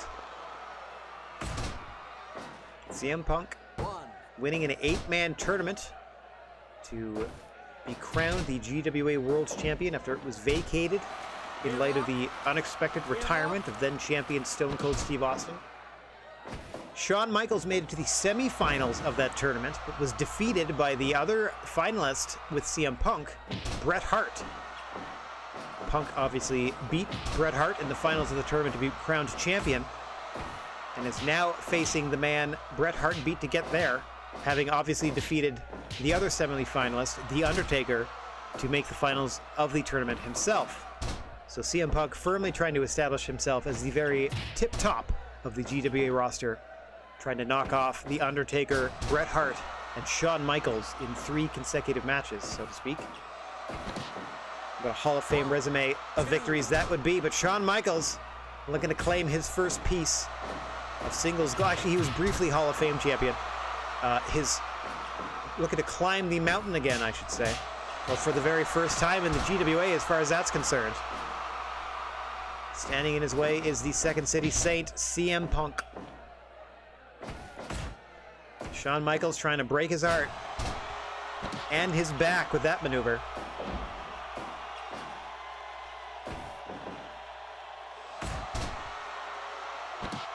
Backbreaker in kind from Punk, and back to that Anaconda Vice. Give up. Give up. Trying to choke the life out of Shawn Michaels. It occurs to me that we saw a sort of seated variation of that from Tenzan in his match with Minoru Suzuki, but he never fully locked in an application of the Anaconda Vice. 10 minutes gone.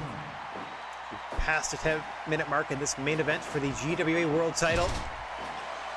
Shawn Michaels with his trademark forearm shiver into the kip-up, misses the sky-high elbow drop though. Punk perhaps playing a little possum, and up he goes for his own version of an elbow drop, and he misses. Back goes Michaels, wasting a lot of time here. Going back up to the top rope are these two gentlemen. Michaels now taking the fight to the floor. Oh, nope. Perhaps just gathering his faculties. Some time to catch his breath. And perhaps re-strategize from challenger Shawn Michaels, who is about to go to sleep, courtesy of the champion CM Punk, and into the pin. 1, 2. Shawn Michaels kicks out. The fight rages on, and Michaels heads to the top. Now he hits the elbow drop. Right into CM Punk's shoulder blades that time. Punk sent off the ropes. Big power slam from Michaels. Off the ropes once again. Misses the kitchen sink. Punk able to block it. Michaels once again going up top. Another vicious elbow drop. No one gets height quite like Shawn Michaels on those elbow drops off the top. Leg lariat from Punk. Trying to get back in the driver's seat of this thing. Another backbreaker to Michaels. Has a history of back issues. Big back elbow by Punk. Now he has Michaels positioned center of the ring, but likewise Michaels has Punk center of the ring for this roll-up. 2, 3, got him! A roll-up in the center of the ring, perhaps with a handful of tights, but we've got a new GWA World Champion! All right, love it. Quite enjoyed that, actually. What a win for Shawn Michaels with the schoolboy. He's just a schoolboy. Ah, you're world champion. Ah. Okay. Shawn Michaels beating CM Punk. I'll leave the screen here since I don't actually have to go back to the title fight screen anymore. Hang on. Hang on. There we go. I have to reset that, and I can just tell you that, kaboom! We have crowned ourselves a new champion. There we go. 10,000 strong in this jam-packed Japanese arena. Put on a pretty good show for him, I'd say. We got some new champions crowned. Let's head up here. CM Punk enjoyed his first reign as champion, and it has now come to an end. We crowned our 7th tag team champions and our 7th world champion on the same show. Okay. Shawn Michaels, leader of the Heartbreakers, your new world champion, did what Bret Hart could not and defeated CM Punk. Ba-bum, there we go. New champion. Becky. Oh yeah, Becky Lynch won the junior belts by destroying Kairi Sane. I forgot about that. Oh dear, Kairi Sane was the 13th, champion. It was Kairi Sane's second run as junior champion. This is Becky Lynch's second run as champ. As the 14th junior champion in our company's history. And as we said, her second reign. Yep, Alexander Wolf brought the NXT title back. Taker now has the Big Japan belt. We got new tag champs. New tag champs, new world champ, new junior champ. Big show, 11,000 strong. They loved it. That's the biggest show we're ever going to run in Japan for a little bit. Okay, we got new DDT tag team champions. Hopefully none of these are my people. TJP is the new Impact champion. Wasn't a huge show, still made $500,000. Nothing of note happened. I'll accept that. Nothing of note. Like nothing. Nothing fancy at all. Remember when we released Night last month, they published a juicy tell-all book about their time with us. They were with us for one match. Like, they published a juicy newsletter interview about their time. Kaden from NXT wants to come in. Are you a junior?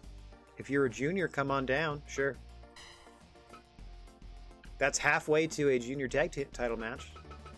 Hang on, let's save that after everything that happened. Nobody retired, so that's good, right? Let's check our... Oh, you know what I'm going to do? As I discussed, everybody gets raises. If you're not making $5,000, you're getting raises so that you're at the $5,000 mark. There we go. It says 5 in the front. You're getting a raise. Becky! Welcome to Championhood. There you go. We're doing it for everybody, and then I'm going to check afterwards who wants or who needs, etc., etc. Okay, Booker T. Tag champ. Big raise. Couldn't get you to 5, but we'll get you there next time. Darby at past 5. Who's next? Who's next? Montez. Ooh, I can't put... I was going to put the tag title belts on the line. Can't do that. Kurt Angle is hurting. Okay. Let me change those up then. This feels good. My new standard for everybody. Like, we're making $1 million a show. So we can afford to pay all of our talent $5,000 a show. At minimum, you know, so. There we go. Welcome, everybody, to the new threshold. Yeah, buddy. Bill Bullock. Been with us since the jump. Still hanging in there. I mean, if you're already making over 5, then it's back to the baby raises. And if you just barely get over 5, perfect. But the new threshold's $5,000. I'm gonna have to go super raise for you, buddy. I'm sure you're thrilled. Big raise for you. These guys are already good. Raven gets a raise. I mean, 4-9, but nope. Gotta get him over 5. Okay, Raven's good for it. Awesome's already over. Taz needs to go over. Badoom! Big raise for you. Hayabusa, criminally underpaid. Get that better. I don't know why it doesn't start you off where you left off. Okada's there already. Keith Lee's now there. Okay, fine. Let's do this maybe. Kairi's almost there. Oof, she's hurting too. Well, yeah. Didn't get injured, per se, but not doing great. Let's take a look again. Yeah, her arms are in trouble. In trouble. Chris goes over 5. Standard, how we doing? Okay, Will Hobbs and Bailey need title, or pay booms. Bailey.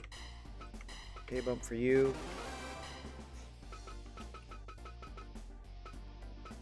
Michaels is obviously over. Why wouldn't he be? Can't quite get there. There's like a handful, like a literal handful that I can't quite get there yet. Scott Hall's going to go over. He's going to get a Hall of Fame Championship title opportunity at our second show, so hopefully Eddie Guerrero is ready to accommodate that. See how he's feeling. Oh yeah, Eddie's fine. Scott Hall, Flamita's barely underneath. Let's get you over. Okay, next. Bison Smith. Get you close. Alright, Luna. Alrighty. Kevin Blackwood. Another D. Got a couple D trusts here. They're fairly new talent. I gotta start featuring them more, I guess. Okay, Eddie. Barely over. Oof. Bobby Lashley making it. Hand over fist. There you go. Everybody I could do. Now making $5,000 at minimum. And the other ones that I boost them as much as I could, and they're just under 5, so I'll get them next month. Now, having done all of that, let me check my personal advice and see if anybody like specifically is gonna bitch about a raise, because I literally gave everyone I could that wasn't making $5,000, $5,000 or close to it. All right, save that again just cause. We've already spent over $250,000 just on nonsense. Well, not nonsense, just on raises. Management, training center. Now we're going to spend some more doing our monthly upkeep. So, Night of Champions down. I have a few title fights that I was going to book for this next card. We have some disgruntled employees, it seems. Like Luna Vachon was very low in her trust level. Kevin Blackwood was pretty low as well. So let's see if we can get them involved.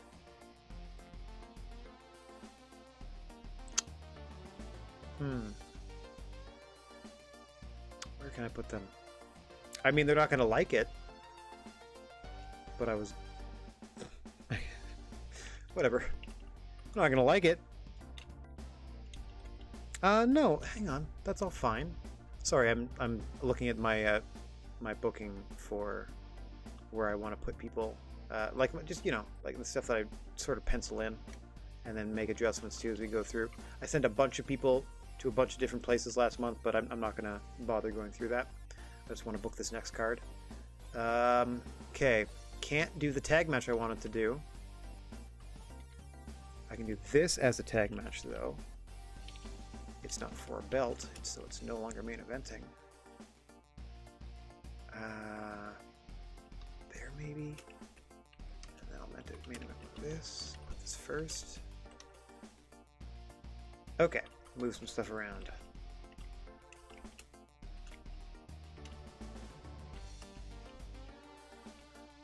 Alright, I was trying to feature in my booking of the second show, I was trying to feature people that I haven't yet, or haven't in a little while.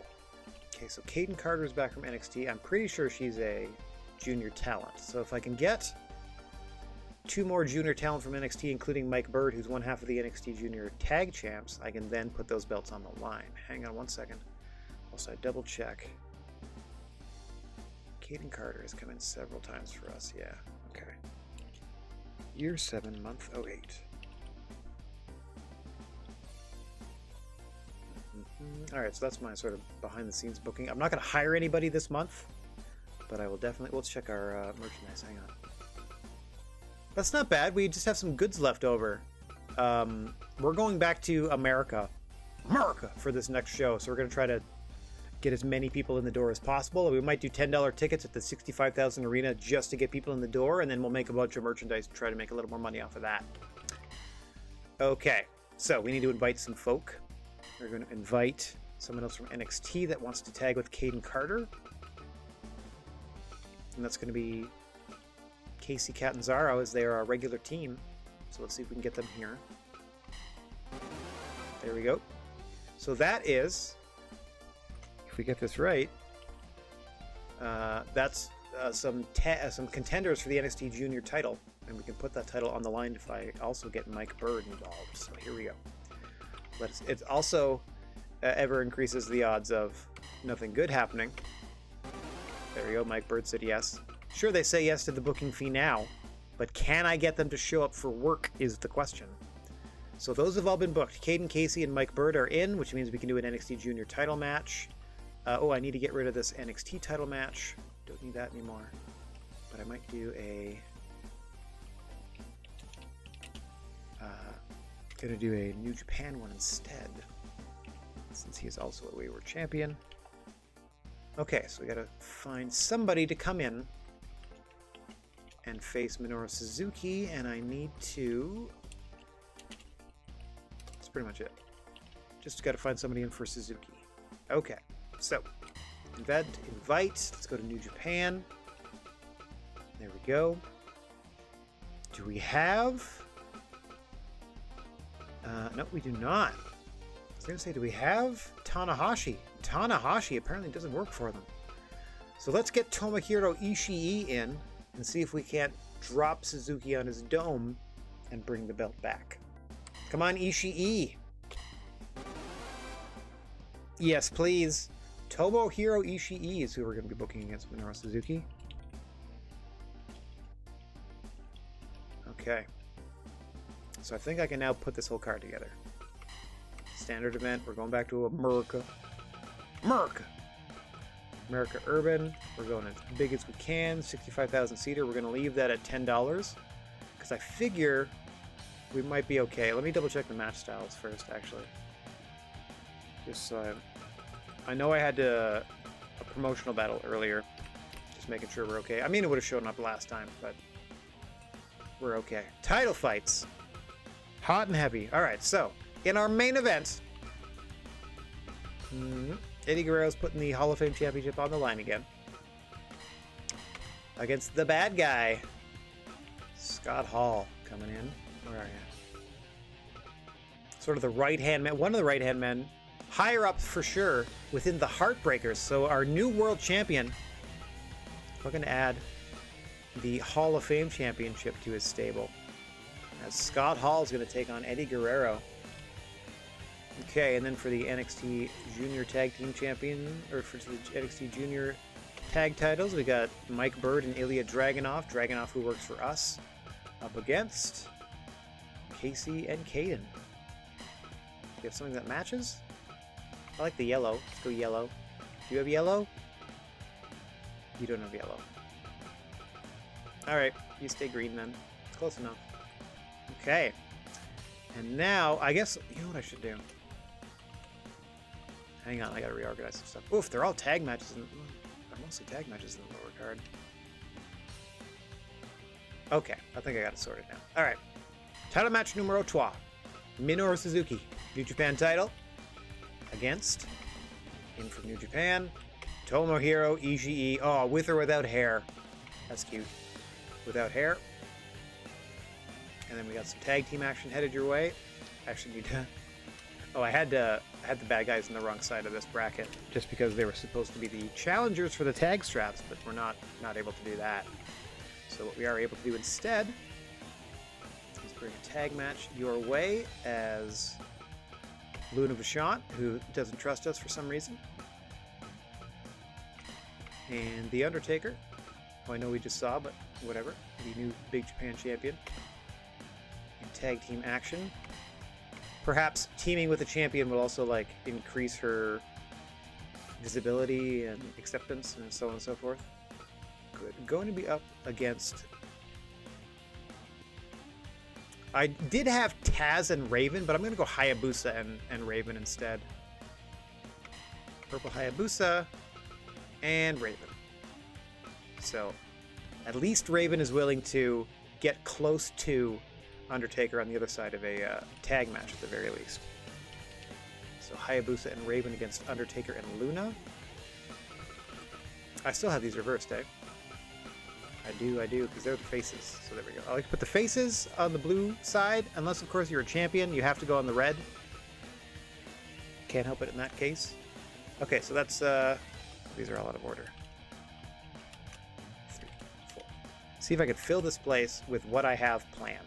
And that's half. We're not at halfway, and I have only 3 more matches to book. It's going to be a tall order. See if they can do it.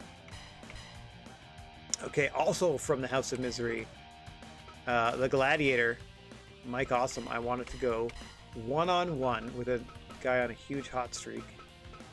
A Haas streak, if you want to call it that. Brody Lee of the Standard. He's going to go one-on-one with Mike Awesome. Now we're over half capacity, or at about half capacity. Now this... Okay, have you another tag match coming your way? Sure. Tag match headed your way. A lot of factional warfare going on. As Flamita... Sure. And Abyss representing the Heartbreakers. And we're taking on... from the Black Moon Fight Club, Kevin Blackwood and Bison Smith. Now we're featuring these guys a lot more heavily since they're fairly new to. I also like putting Kevin and Smith together because it makes Kevin Smith. Because they're fairly new and they don't trust us yet. Like they're not super satisfied working here, so we're featuring them more to try to help that out. And we have one match to try to put 20,000 people into this arena. And we saved a trios for just this occasion to see if we could do it. And what a trios contest. Hang on. So go to the heel side of things. We're going to have John Moxley in. Which means we're going to have CM Punk in. Oh, he can go Long Boys today. And they're kind of a mentorship going on with Mitsuharu Misawa right there. That only brought in 3,000 people. Oh dear. And their opponents are going to be from the face side of things. You're going to have Hangman Adam Page. You're going to have Yohei. And if he's feeling up to it, Kenta Kobashi coming in. Alright. Couldn't do the 65,000 seater anymore. How are we doing on 40? Can I do 20 bucks on 40? $10 on 40. It's been a little while since we've run a show in the States, it seems. Let's see what we can do in the rural side of things. What's your largest capacity? 30? Can I do 20 and 30? All right, $10, 30,000 seater. Biggest place we can get on this side of this side of America, if you want to call it that. But not bad. Just sort of reintroducing ourselves to the States, as it were. So, got the the trios match to start. Tag team, singles, tag team, and then New Japan title fight, Junior Tag Team title fight, Hall of Fame title fight, 7-match card, ready to go. Yeah, we're not going to make a ton on it, but we've already covered the expenses just getting them in the door, and that's all I really care about. We're, again, going to make $1 million just broadcasting the thing. We're going to make merchandise money. We'll be all right. We have millions and millions in the bank. We're going to make a profit off this. Confirmed. Okay, so we're going to save that. Now, I also know that this comes with 4 opportunities for people not to show up to work, because we have some guests with us, one of which invited themselves, I want to point out, so I hope they don't flake out on us. We're going to go with the 3-strike rule, and if we can't get everybody to show up for work after 3 strikes, we're just going to deal with the card as dealt us and severely punish the promotion that that can't follow through on sending their talent to us when we pay their booking fee and so on and so forth. And that's legit. I'm going to start stealing titles from the companies that don't play nice. All right. Training center's done. We're going to produce some merchandise. 30,000 seater. So let's do like 5 towels and shirts. Maybe 5 photo, 555 down here. And then Blu-ray in action, I'll go 3. That's ambitious, but I'll still go 3. No, don't destroy it. Go 3 of those. I'm not going to make any masks. Actually, I'll make 1,000, the bare minimum of masks, and I'm going to make 5,000 snacks for the kiddos. There. I feel like maybe they'll pick up more than one item. That's my plan at any rate. So, see how that works. I don't anticipate selling all of this, to be honest. Hopefully I just get rid of the snacks, because they are the only thing that expires after a month. Everything else I can hang on to. So I think I'm going to be running a smaller show for the first show next time out. All right. It is year 7. It is August. We've invited everybody we need to invite. I'm not going to send anybody anywhere. Everyone's staying put. We have some champions on the show. They are wayward here, but We'll get them later. It's actually going to be 2 months until we're going to be able to do any more Wayward Championship negotiations, I think, because what I want to come back with for the first half of the broadcast next week for our September show is going to be a promotional battle. And I like to book the first show of the week off air, like I'll do it over the week. So I'm going to like not take no for an answer and set up a nice promotional battle for the September show. And then the second half of the broadcast, I've already sort of also pre-booked as well, in so much as I have some teams made up for the 4th annual Trios Tournament of Terror. So we have the rule set of that to announce. We have the participants of that to announce, and we'll see how that goes for next week. As well as in the first show of the week, we're going to try to do a not 5-on-5, but like a best of 5 singles matches promo fight type of thing with whatever promotion will say yes, quite frankly. All right, I think I've done everything I need to do. Let me check real quick. Nobody came out scouting, huh? I think, yeah, everyone's still out doing stuff, which means nobody's been found, which means there's not really anybody new in the pool of people to even like look for. I'm not really like hurting for anybody. I don't really have anybody in mind. The last person I hired was because I wanted to hire them was Vader, and then they retired on us. So then we hired LA Knight for his championship, got that sorted. Hired Minoru Suzuki for his championship. Well, also it's Minoru Suzuki, so he's sticking around after he loses his belt. But that's pretty much it. I don't really have, like, we have 40 some people on the roster already. So if I hire anybody, it's going to be an off-screen thing, like we said. I'm going to take my time with it and try to find somebody that I can fit, because we have like 16.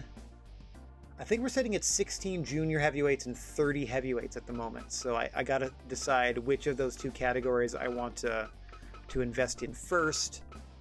Do I take the heavyweights up to 32 so that they double the juniors, or do I take the juniors up to 20 so it's 30 and 20 and a 50-person roster? These are all considerations. Anyway, I'll sort that out offline, and then we will debut the next person at our next show regardless. Like we'll put them in as one of the 5 right away if we book that promotional battle. They can represent the company immediately. Throw them in the deep end. All right, I think that's it. No one has any salary gripes because everybody got a raise. It's another $1 million show if you look over at our assets there in the corner. We've invited the people we need to invite. I'm not letting anybody out this month, and we are ready to proceed. I'm just going to save one more time because I can't help myself. And we are ready to proceed. Again, we're doing a 3-strike system. If people don't show up for work, please show up for work. Ishii canceled. Screw you. That's strike 1, Ishii. Everyone else showed up. Everyone else is here. Okay. This could get better or it could get worse. That's 1. Remember, it took me, last time I did this, well, mind you, I had 8 people invited. Last time I had to do this, it literally took a week, like off and on, sitting it here, just continually loading the save until everybody showed up, and it didn't even work until today. Oh! So far, so good, but let's check the attendance. Full house. Do we have all 7 matches? We certainly do. 1, 2, 3, 4, 5, 6, 7. Okay, everything's here. Everybody's booked. Everybody showed up for work. We saved it, and we can now broadcast it. Let's get straight to the ring for this one. Kenta Kobashi, Yohei, and Hangman Adam Page against Mitsuharu Misawa, CM Punk, and Jon Moxley in trios action to start your show. I might lay out a commentary a little bit on this as I need to run to the bathroom and get a drink. So, let's do a quick save and get down to the ring for, as we said, some trios activity. I'll get my big face out of the way. Hiya! And away we go. Yeah, Punk, Moxley, and Misawa forming something of a bond these past few months. When Mox and then Punk sort of went to Misawa for overall guidance, even though I don't know what guidance Punk might have needed as world champion at the time. Mind you, he doesn't have the belt anymore.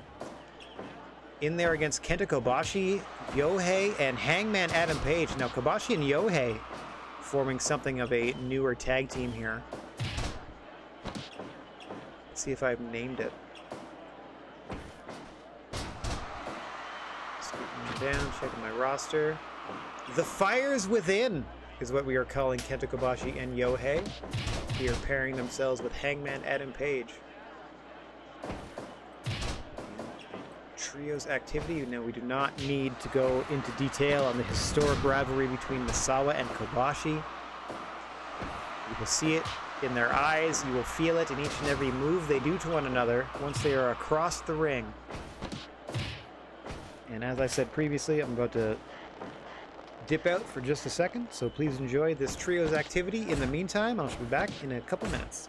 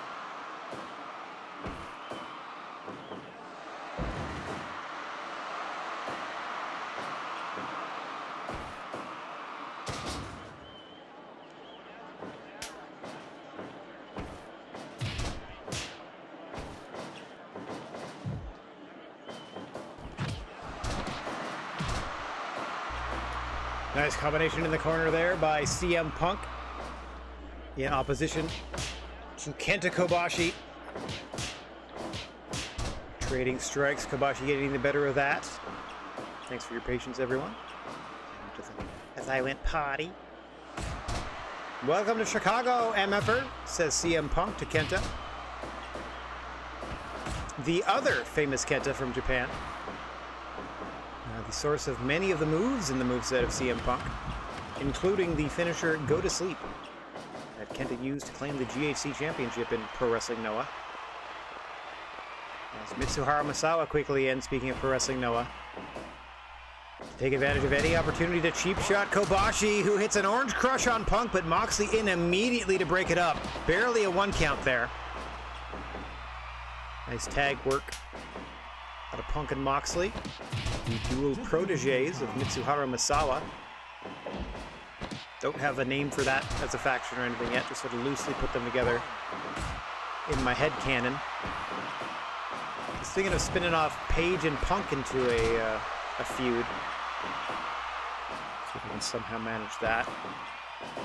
Coming out of this trios activity. Nice leg lariat there by Yohei, the new tag team partner of Kenta Kobashi, looking to make a run for the belt, says the Fire Within.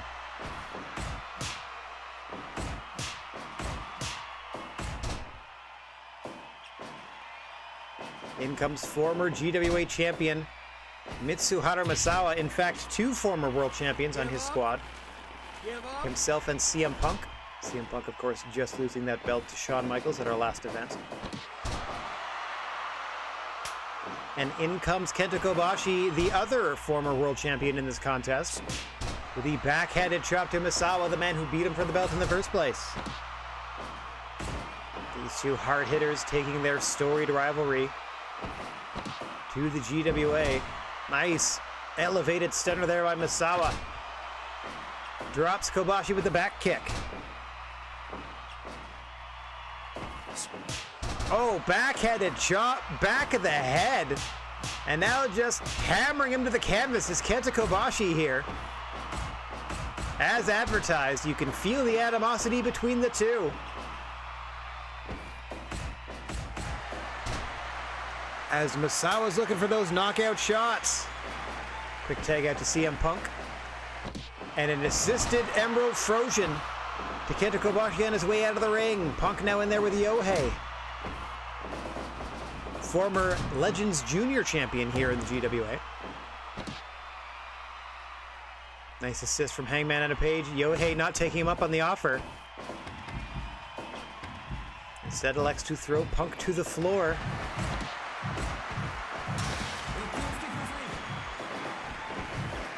Announcer there cautioning people to watch themselves as the wrestlers are getting up in the face of the crowd. Outside the ring there. Things eventually settling back down to Punk and Yohei as your legal combatants. Punk off the ropes. Catches him in a swinging neck breaker. But able to block the backbreaker attempt is Yohei. Oh God, assisted Emerald Frozen once again. This time Moxley does the honors. And Yohei at the mercy of Moxley and Misawa in the ring. While Punk's getting worked over by Page and Kobashi. At least that's the plan. No countouts or DQs outside the ring. They're trying to get Punk back inside for this fight to continue.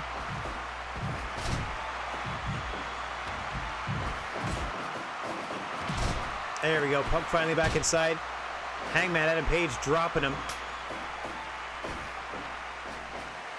Leaving him vulnerable for the double team suplex. And in comes Kenta Kobashi. Punk able to scramble back to his corner, and we've got Kobashi and Misawa once again, with Kobashi being sent to the floor. Now the associates of Mitsuhara Misawa, Punk and Moxley going to work on Kenta Kobashi. Double team powerbomb on the floor.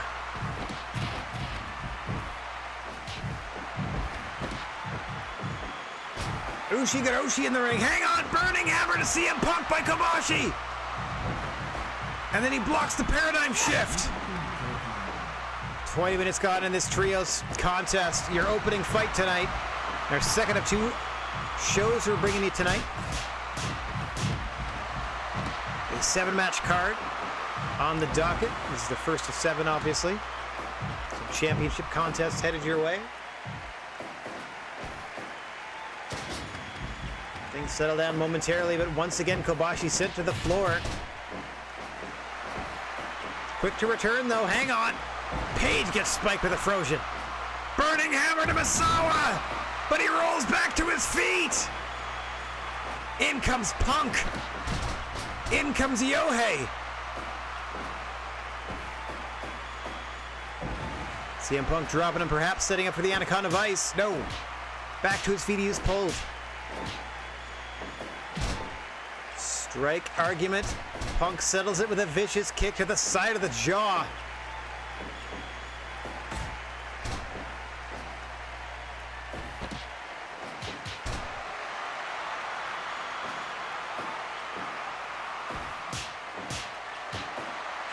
What a strike combination from CM Punk, putting that MMA training to good use.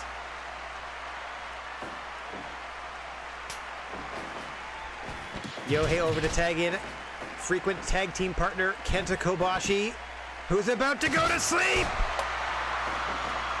Punk into the cover, but he's in the wrong part of town.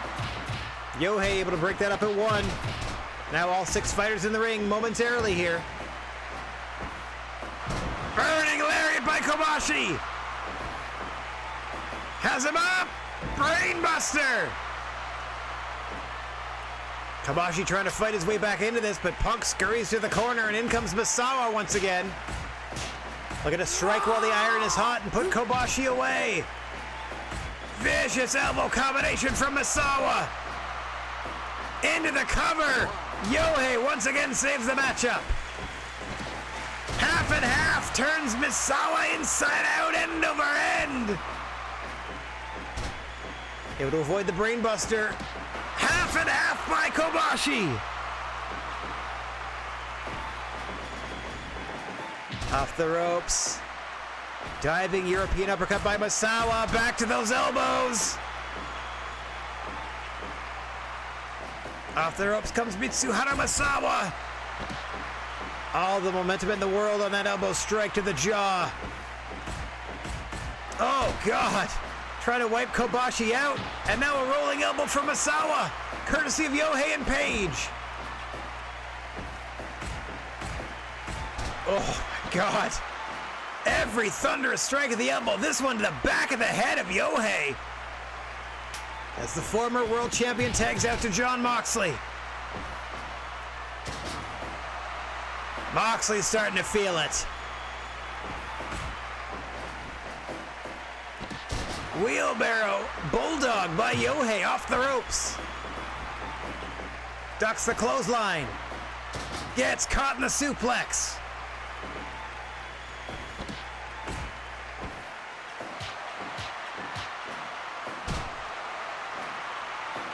Punches and bunches from Jon Moxley drops Yohei momentarily. But the former Legends Junior champion maintaining his advantage. Rolls up Moxley, but wrong part of town. As Misawa is able to stuff that and then crack him in the back of the skull once again. Moxley with a suplex that may have worked out in Yohei's favor as he rolls through into his own corner. Moxley trapped in the blue corner at the 30-minute mark here. Nicely done, DDT to Page. Moxley tagging out to his sometime tag team partner CM Punk, who welcomes Hangman Adam Page to Chicago with that double underhook backbreaker.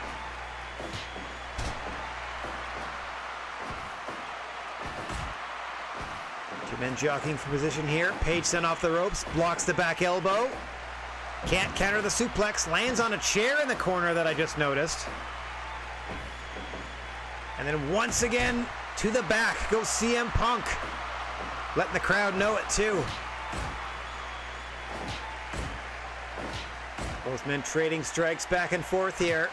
CM Punk with that vicious shot to the side of the jaw. Catching him in a neck breaker now. Punk checking his watch.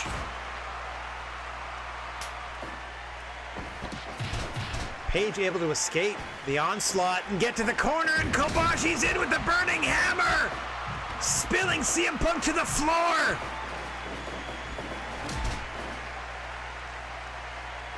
The move that the real-life Kenta Kobashi only busted out 7 times in his illustrious career. We've seen multiple instances of the burning hammer in this matchup alone. Oh, sleeper suplex to Mitsuhara Misawa. Able to avoid the chop and hit a stunner.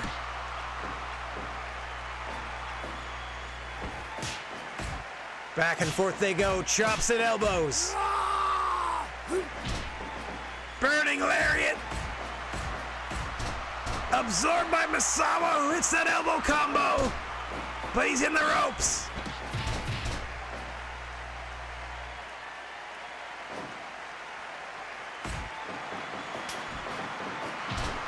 Buckshot lariat from Hangman Adam Page. May have distracted Misawa. Yohei technically legal here. Oh, Misawa, the wily vet, able to get to his corner in a hurry. As things have settled down once more at the 36-minute mark, Jon Moxley is facing Yohei in the center of your ring. Vicious discus lariat for Moxley. Perhaps setting him up for the paradigm shift soon. Oh dear, some mistiming there and both men are down. Both men back up. Scrap Buster, the Boss Man Slam out of Jon Moxley. Yohei fighting back with a takeover. Hang on. Bamboo Dragonfly, but he's in the ropes. That is the pinnacle of Yohei's aerial offense. Moxley able to absorb it, saved by the ropes as well.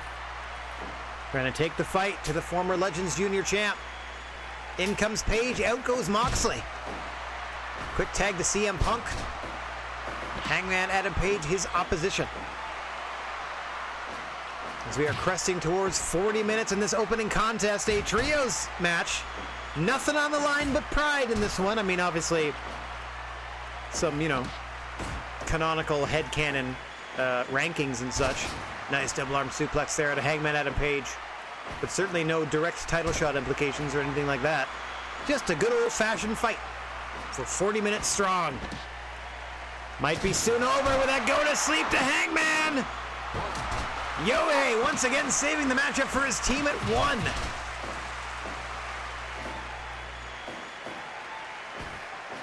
See Kobashi and Yohei anxious to get into the ring now that Hangman Adam Page has suffered one go to sleep. Smartly, Adam Page into his corner, tagging it to Kenta Kobashi, who now follow Punk to the floor, at least for a second there. A little cat and mouse being played. Kenta Kobashi, the sacrificial lamb, against two members of the team in the red corner, Misawa and Moxley, but holding his own is Kobashi. Meanwhile, Page and Yohei tanning the hide of CM Punk. Hang on, assisted frozen to Kobashi. That may turn the tide here. And then those vicious elbow strikes from Misawa. Assisted choke slam. Yohei coming in to help his tag team partner. Go to sleep to Page on the floor. Emerald frozen to Yohei in the ring. Clutching his neck. Things have settled back down. CM Punk and Kobashi. Punk with that well-placed kick once again. Getting the last word on all these strike battles. Is the most recently former GWA World Champion. And into a go to sleep to Yohei. Yohei in there with Misawa now as we are heading towards 45 minutes in this trios contest. Tiger Driver 91!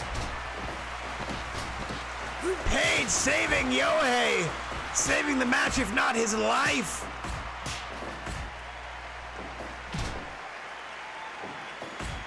Oh, that vicious elbow combination from Misawa.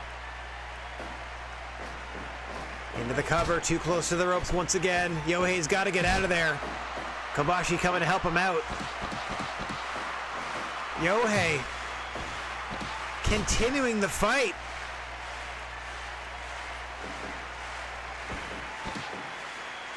Oh, cut off by Misawa. Going up. Going up. Missile drop kick between the shoulder blades, and in comes Punk. Yohei smartly now across the ring to tag in Kobashi.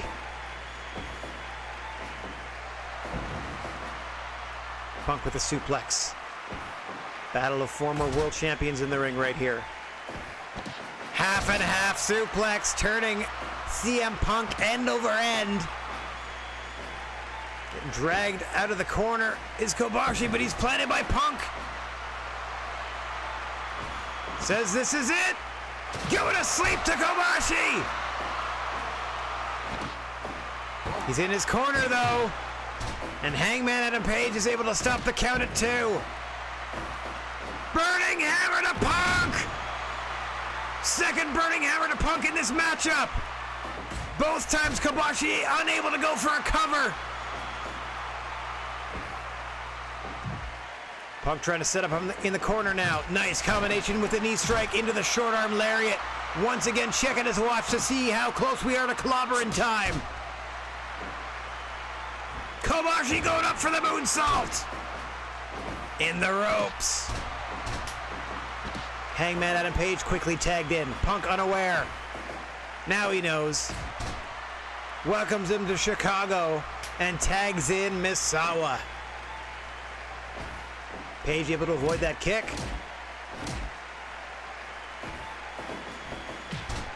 Nice elbow strike of his own on Misawa. But I don't think you want to compare elbow strikes with the master. Kangaroo kick gets away. Kobashi holding Misawa for Page if he can recover in time. Rolling elbow misses. Follow-away slam does not. Clicks are 3 and hits the dead eye. 1, 2, and Moxley's there to break it up. Misawa off the ropes, vicious elbow strike to the face of Page, and you see him clutching at his head and neck. Emerald throws it into the pin by Misawa. 1, 2, 3. 50 minutes plus was required, but at the end of the day, Mitsuharu Misawa, hang on, somebody get CM Punk off of Yohei. Mitsuharu Misawa with that Emerald Frozen. Putting down Hangman Adam Page. We're going to have some more hurt necks in this one. 93%. Good stuff. Okay.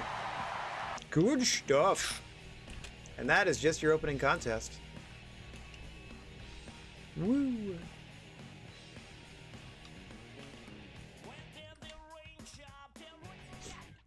Was it 90 what? 93? Not too shabby. Not too shabby at all. Misawa and crew.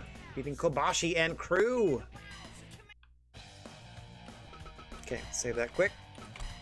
Some tag team action headed your way. Factional warfare as Kevin Blackwood and Bison Smith of the Black Moon Fight Club are going to be taking on Flamita, the current Dragon Gate Jr. champion, and Abyss, both of whom are representing the Heartbreakers. And we're going to see more of the Heartbreakers in your main event, as Scott Hall is going to be taking on Eddie Guerrero for the Hall of Fame Championship. Before that, like we said, Bison Smith, Kevin Blackwood, and yes, I'm well aware that their name makes Kevin Smith here. I think that's funny. Against Flamita and Abyss of the Heartbreakers. In front of 30,000 plus here. Couldn't be happier to be back in the States after an extended tour of Europe and, well, mostly Japan. An extended tour of Japan. Starting things out with Flamita and Kevin Blackwood, representing their respective factions. Flamita for the Heartbreakers, Kevin Blackwood for the Black Moon Fight Club.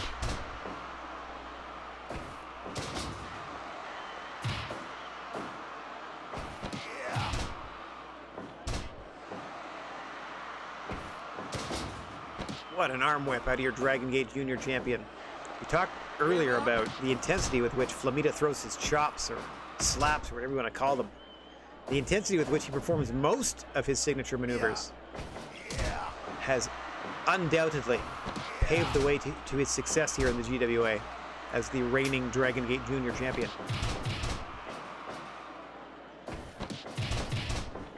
We're going to deal with that later in the year. Month 11, 12, we're going to try to solve some more Wayward Championship issues. We have that Impact Trios Championship. That's kind of an albatross in that we need to bring in 4 people in order to have that defended on our show. Worse yet, once we get rid of that Trios Championship, Brody Lee is 1/3 of the All Japan Trios Champions. So we have to bring in 5 people from All Japan to try to break that up and bring that back to its original promotion. But we'll get there. We will get there. Eventually, we will get all of the belts back to the promotions that need them. The hardest was going to be the Pro Wrestling Noah belt held by a Sakuraba, who is like an MMA fighter who wants nothing to do with my promotion whatsoever. Bison Smith into that no hook double hand press pin. Just want nothing to do with that. Kicking out at nothing. Kicking out at 0 of 3.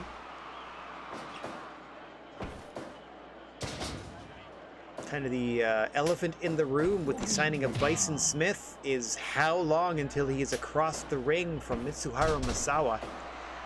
For those that are unaware, tragically, Bison Smith was opposite Misawa in a trios contest for Pro Wrestling Noah, or I believe it was, if not a trios, it was certainly a multi-man tag match beyond just your standard tag team. Bison Smith, unfortunately, the man in the ring with Mitsuharu Misawa when he suffered a fatal in-ring injury. Fatal in that he died almost immediately in the ring. So, I didn't actually put that together before I was like, oh, let's get Bison Smith for the Black Moon Fight Club for the Undertaker's crew. But now that he's here, Can't ignore it, certainly. And as we said, scuttlebutt around the locker room is when, not if, those two are going to find themselves across from one another in a GWA ring. And what might happen in that instance. You see some fresh tags. Abyss back in. Abyss back in there with Bison Smith. Smith is going to be looking to hit that Bicentennial, his version of what we call the Styles Clash, stateside here. Imagine a Styles Clash but being done by a 300-plus pounder. A very stocky, solidly built individual was Bison Smith, who also sadly has passed away.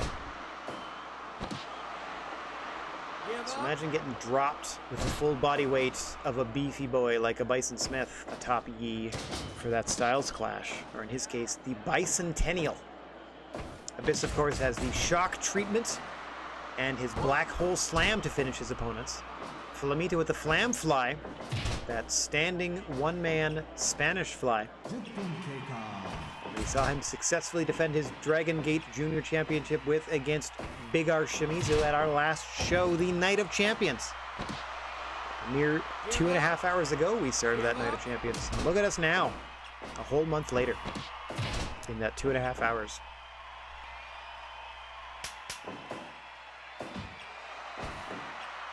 Nice block by Abyss. And the attempted offensive Bison Smith has now Blackwood and Flamita have been tagged in. Flamita obviously in the blue camouflage and mask. Kevin Blackwood in the long black tights. With Ace written down one leg, it seems. Nice leg sweep by Blackwood. A junior competitor in GWA's junior heavyweight division that predominantly uses a strike and submission-based MMA-style ground game.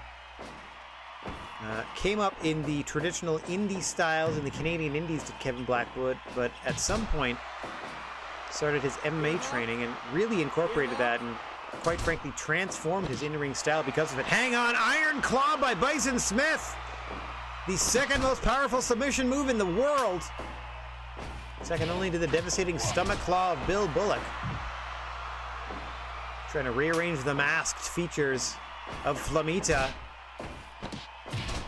Once again, the beefier side of this contest in the ring against each other as Bison Smith and the Monster Abyss are going tat-a-tat. Bison Smith able to drop the monster. Trying to get a somewhat cheap win with a headlock, but Flamita says no. Taking the crowd a little bit to get into this. There we go. That's his shock treatment. Or as close as you can get on the default moves. 2 in a row to Bison Smith. First one sending him to the floor. The second one on the floor.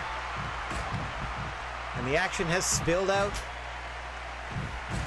into no man's land, no person's land, no land. This land is your land. This land is my land. Where there is no DQ, no count out. Anything goes outside of the GWA ring, so long as the fight eventually returns to the ring for a pinfall or submission. The only ways a fight can win or can end. Oh, assisted powerbomb under the chair. Some heavy-duty offense out of the Heartbreakers and the Black Moon Fight Club as he replied with a Bicentennial to Abyss.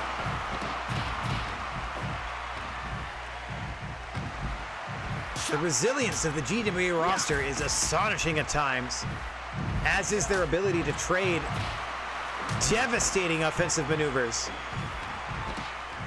Oh, Poison Rana variation by Flamita into a face buster. Muscle buster into a face buster. He's got a couple of moves out of that muscle buster position. Does Flamita, you can hear the announcer on the PA encouraging the wrestlers to try to get back into the ring and to stay away from the crowd. Also telling the crowd to stay away from the guardrail as anything can happen, including a Bicentennial to Flamita. From what I remember from Bison Smith's version, though, he didn't always roll into the pin. His was more of a splat, and then he'd maybe get out of it and push you over. You know what I mean? Oh, double underhook into the double knee backbreaker there by Flamita. Looking to springboard into a roll-up on Bison, but they're not legal. Bison and Abyss are. Into the Iron Claw, into the mask! Oh, Flamita's saving the matchup for the Heartbreakers there. As we pass 20 minutes of this tag team contest. As things are finally heating up. Inside and outside the ring.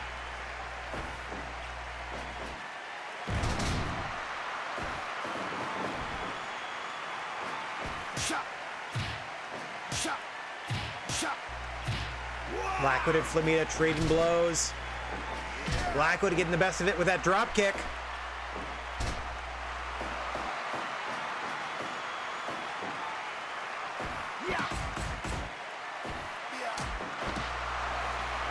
Roll through into the knee bar. That's his finish. But Abyss able to save the matchup for the Heartbreakers. Electric chair pancaking him. Nice kick combination from Blackwood. You can see that MMA influence in his strikes and submission game with that electric chair. Some of the pro wrestler remains. Seated super kick by Flamita. What extension on the drop kick, but Bison's back to his feet. 1, 2, 3. A roll up by Flamita pins Bison Smith, and the Heartbreakers steal one. Wow, indeed. As I try to get a tiny hoot in at the end of that matchup, and it barely worked. Flamita on Bison Smith. Big win for the Heartbreakers. A lot of momentum in that faction with Flamita as the Dragon Gate Junior Champion and Shawn Michaels as your new World Champion. How'd we do? 92. How'd we do? 92. All right. No titles on the line. Just some good action. Just some good solid action. Speaking of, I like to put a hoss fight in the middle of my cards. Because why wouldn't you? And the hoss fight for tonight, Brody Lee versus Mike Awesome.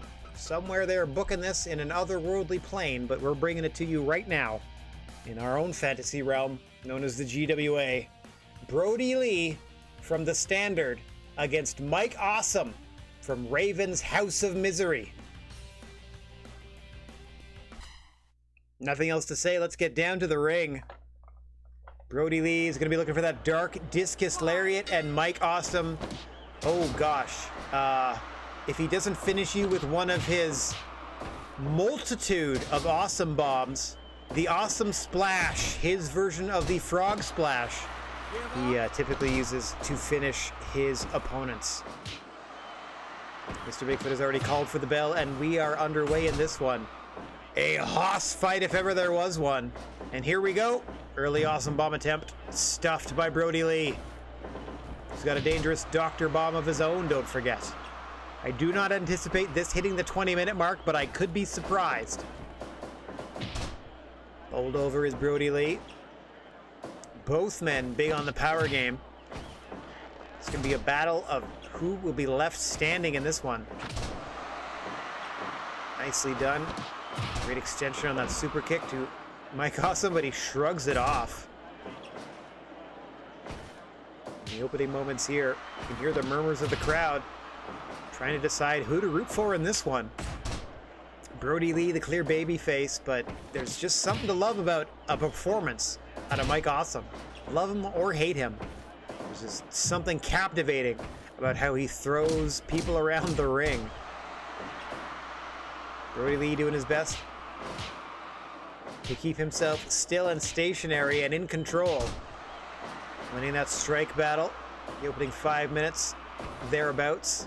Definitely going to Brody Lee. Another nicely done super kick under the jaw. Awesome getting a little space there. Luring Brody Lee in for that Enzui Lariato. Thought he might have hit another one there. Gets reversed into the corner, does Awesome. Now sending Lee into the corner. Trying to send Brody Lee to the turnbuckle. Nothing doing, and now Awesome spills out to the floor, and this is where things could get interesting. Because as you know, there are no countouts or DQs. Stuff with a pile driver is Brody Lee by Mike Awesome. who is not shy about weapon usage in his matchups. And in the... Oh, neither is Brody Lee for that point as he grabs a sledgehammer. I am currently in the mid-90s watching FMW along with WWF. I'm not going to call it E because it's still F. And USWA and All Japan Women's. And yeah, he is very, I don't want to say flagrant, but rather liberal with his weapon usage, is the Gladiator Mike Awesome. Also, his power bombs are still ridiculous, even in 94. Big dark discus lariat and the Doctor Bomb. A lot of the signature offense coming out of Brody Lee here on the floor. It's not going to help him win the match, but it's going to wear down his opponent. Backbreaking lariat from Awesome. There's the Awesome splash to the back of Brody Lee. Trying to put him away, perhaps. Nope. Drops the leg and elects to inflict more punishment. Big splash in the corner. Sends him across the ring. Brody Lee sends him back to the floor, where Brody Lee was definitely controlling the action. Hang on! Awesome bomb! Sit out, Awesome bomb, to be precise. Brody Lee fighting his way back in. Falcon Arrow, he does the deal! Able to stop Awesome's first attempt at grabbing a weapon as well. Brody Lee now sent into the guardrail. You can hear the announcer cautioning the fans to stay clear. Oh, God! I know he has another name for it, but I'll always call that the Alabama Slam. And into another. Hang on! Throwing Razor's Edge style Awesome Bomb. A crucifix Awesome Bomb. We're going to see Scott Hall in our main event tonight. A pair of them out of Brody on the floor.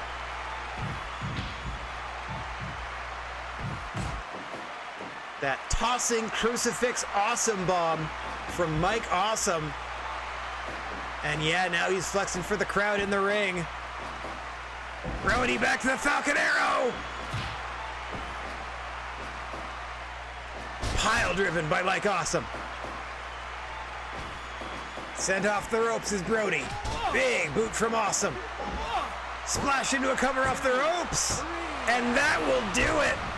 The power bombs on the floor, dulling the senses of Brody Lee, and Mike Awesome making relatively short work of Brody Lee with that splash. Crowd seemed to dig it. 5-star matchup, 12 minutes long. You got it. That's what it's here for. I'm just trying to put a decent hoss fight in the middle of the show. Away we go. 5-star hoss fight. Mike Awesome coming out on top. All right. Speaking of the House of Misery, stablemates Hayabusa and leader Raven are set for tag team action next against The Undertaker and Luna Vachon of Undertaker's Black Moon Fight Club, or the BMF Club as he'd like you to say it. I like the full name, so I keep saying the full name. So as we said, Undertaker and Luna Vachon against Hayabusa and Raven headed your way. And I think after this, it's all title fights to close this out. Yep, after this, it's 3 title fights in a row to close this out. Mr. Bigfoot calling for the bell. Luna Vachon in the black. Hayabusa, the masked gentleman, in the purple. Hayabusa representing the House of Misery. Luna Vachon, the Black Moon Fight Club.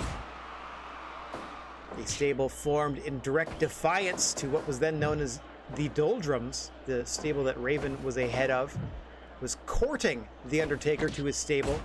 A possible position on the line at last year's Trios Tournament of Terrors, as Raven and then stablemate Drew McIntyre were teaming up with The Undertaker on the provision that should they help Undertaker win the tournament and get himself a world title shot, he would join their faction.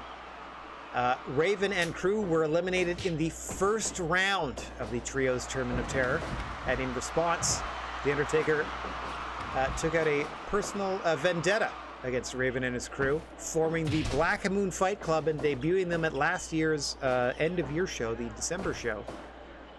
Defeating Raven's then Doldrums, 4-0 in a 4-on-4 elimination tag team contest. Raven has since completely revamped, upgraded, and changed his stable's identity, now known as the House of Misery, and featuring Raven, Mike Awesome, Taz, and Raven's partner tonight, Hayabusa. And now we see these stable leaders going toe-to-toe. This is the feud that started it all between these two groups. Undertaker and Raven. Undertaker, the reigning Big Japan Pro Wrestling champion, defeating Hollywood Hogan for that belt at our last show. I'm sure Raven would love a crack at the title, or any title. Raven yet to taste any gold in the GWA, or any promotion for that matter. Technically a wayward champion is The Undertaker, but couldn't be prouder to be holding the Big Japan belt. As he tags out to Luna Vachon with a vicious variation of the Boston Crab on Raven. No one could ever question the intensity of Luna Vachon. The unsung heroes, one of the unsung early female heroes of the modern wrestling era. Although I don't think Miss Jacqueline gets enough credit. Miss Texas, Jackie Moore, whatever you're gonna call her. Luna definitely doesn't get enough credit. Although, like, Medusa doesn't even get enough credit. Nor does, like, Bertha Faye. She did a great, or Rhonda Singh, whatever you want to call her. She did a great job. At a time when you were barely allowed to be a lady in wrestling if you weren't just, like, there to look good and be a quiet valet. Or if you were, like, particularly annoying and decent on the stick, then you were there to be, like, to yell at people and eventually have the baby faces slap you, which seemed to be a rather common angle or occurrence in the territory days.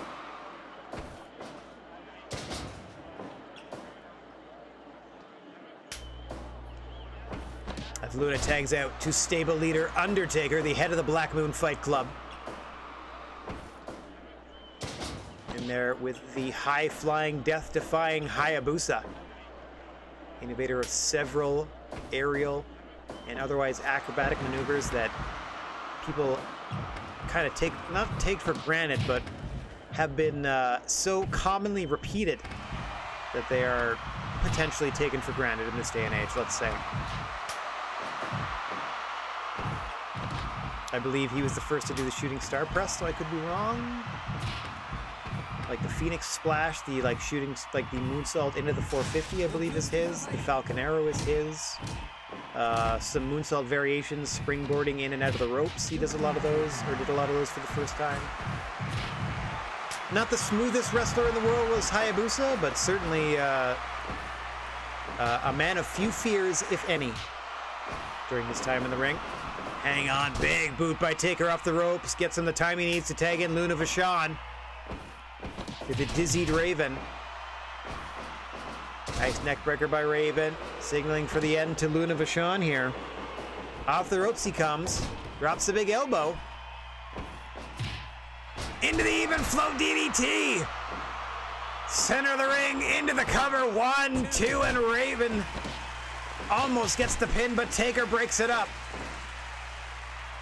Luna now desperate for a tag, getting the Undertaker involved once again. Raven wasting some time posing for the crowd here when he's got to focus on the dead man in front of him. Tagging out now to Hayabusa is Raven.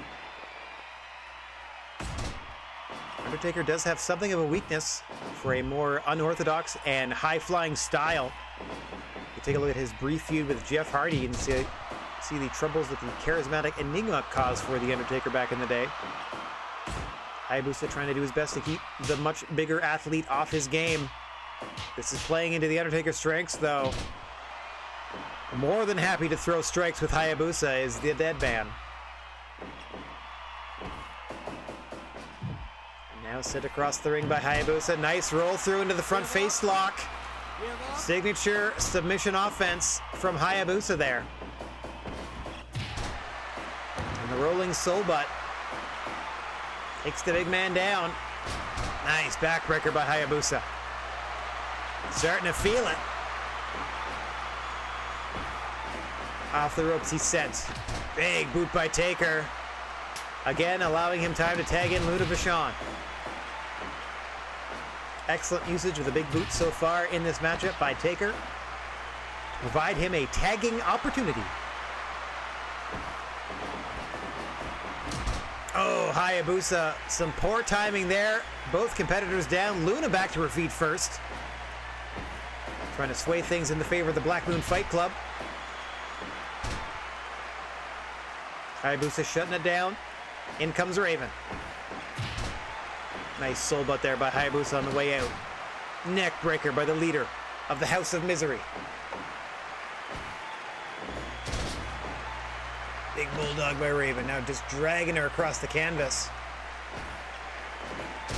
Another bulldog in the face of Taker. Taker has enough. He's going to hold Raven here as long as he can. Raven able to fend him off. Luna sends him off the ropes. Big clothesline from Luna. Quick tag out to the Undertaker. Oh, sorry, Sheepy. Hang on, let me put my cam back on.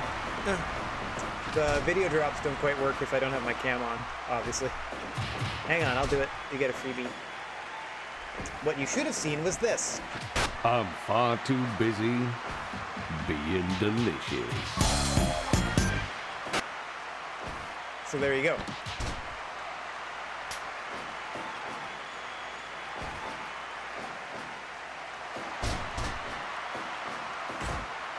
Hope it was worth it. That's one of my, well, that's probably the most memorable, cleanest thing I could post from Drawn Together. Everything else is like vile, pretty foul. That's Judge Fudge. Nice neck breaker, middle of the ring. Yeah, Sheepy, congrats on your test today. I heard you did great. Big backbreaker there by Hayabusa into the cover. 1, 2. Luna able to kick out. Luna going up.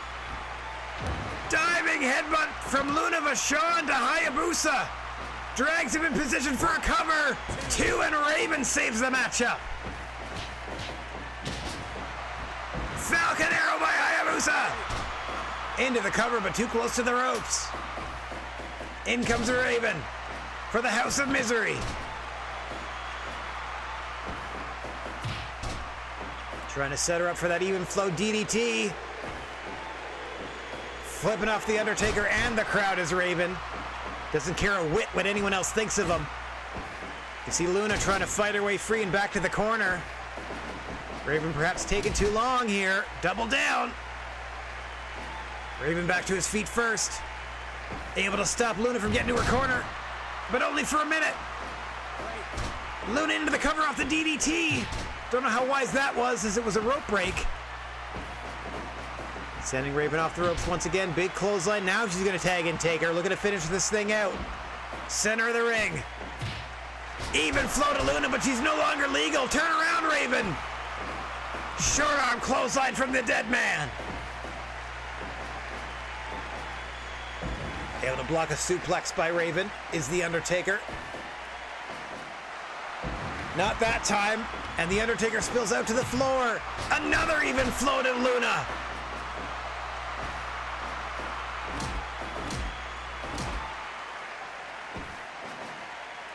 Take her into the tombstone! 1, 2, 3!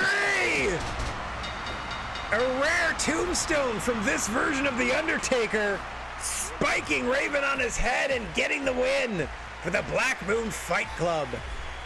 Good stuff. Bonk. He got bonked on the dome. Bonk. Okay. Taker pins Raven. Easy peasy. Raven. How do we do? Does it say 93? 93. All right, we got 4 more matchups to bring to you. Or excuse me, 3 more matchups to bring to you, and they are all title fights. Taker winning the tombstone. Coming up first for the New Japan Championship, GWA roster member and New Japan champion Minoru Suzuki is going to put the belt on the line once again against another competitor from New Japan. This time we brought in Tomohiro Ishii to face Minoru Suzuki. Hoping to return, well, I'd be okay if we returned the New Japan Heavyweight crown back to New Japan. And we're still going to keep Minoru Suzuki. But we're trying to get federations their belts back. The opposite of what we were doing in Gen 1, where we were trying to take all the belts. Let's see if Ishii can take the belt back to New Japan from the murder grandpa Minoru Suzuki, who's going to be looking to drop Tomohiro Ishii with that Gotch-style pile driver of his before or after he chokes him out with a sleeper. Meanwhile, Tomohiro Ishii has a very distinct application of the Brainbuster. He's going to try to drop Minoru Suzuki on the top of his head for the 1-2-3.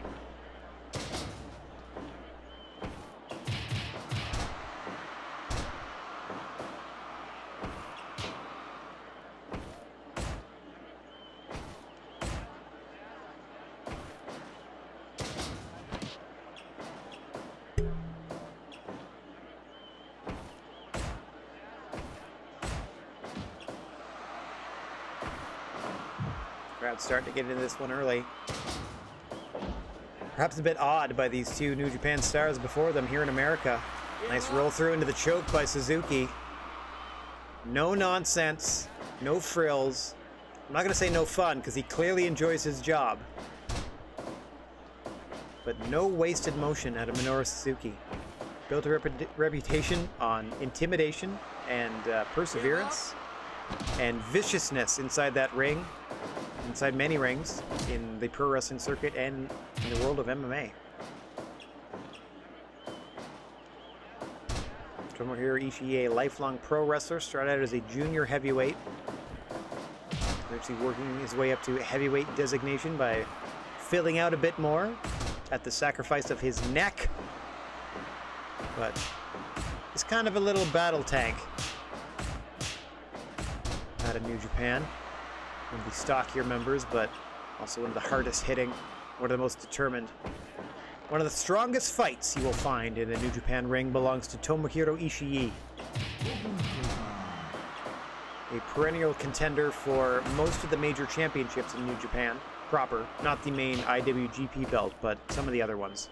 You can always sort of be slotted in as either champion or challenger.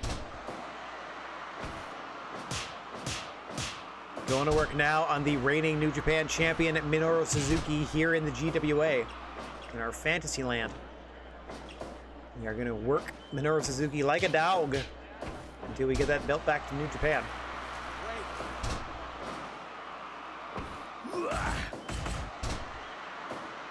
Nice double elbow combination there from Ishii into the Dragon Suplex with a bridge, but Suzuki able to get his foot on the middle rope there to cause the rope break of the pin.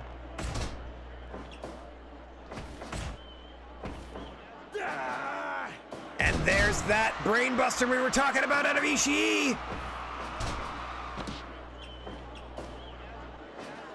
Technically listed as a dangerous DDT in the move list. Close enough. He definitely does a little jump when he does his brainbuster, so it's closer than your standard brainbuster application. Nicely done. Folds him up with the power bomb. Almost a New Japan champion there. And now Ishii not wasting a moment, taking this fight to the floor. He's got Suzuki on the run here. Oh, dang. Heel hook by Suzuki. What a veteran move. Back to it. Brainbuster on the floor by Ishii. Suzuki in a big bad way here, has a heck of a mountain to climb to get back into this one. He's starting that climb outside the ring where there are no countouts or DQs. The torturous offense of Minoru Suzuki. A lot of submissions at his disposal. Trying to keep the fight on the floor as long as he can until he can get back on more of an even keel with the champion. Hang on! Gotch! Pile driver! That's his normal finishing combination, but you can see Ishii right back to his feet. Suzuki retreats to the center of the ring, the only place this match can end by pinfall or tap out. Back to it. Once again with the pile driver goes Suzuki. 1, 2. Ishii out at 2.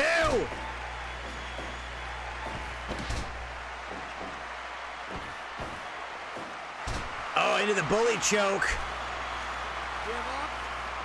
Suzuki looking to choke out the challenger Ishii, but Ishii able to fight his way free. Suzuki did a great job on the floor to get back into this matchup. This thing now could go either way. You can see Suzuki catching his breath after every major move. Wisely done by the champion. He endured a lot of punishment in the opening minutes of this one. Now it's his turn to try to dish it out. But Ishii just keeps coming. Nice combo there by Suzuki, again catching his breath. To the midsection now.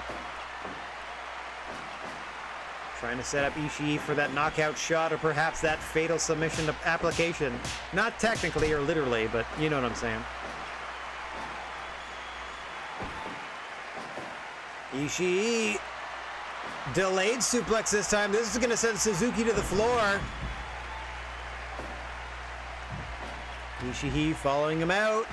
Those quick fire elbow strikes.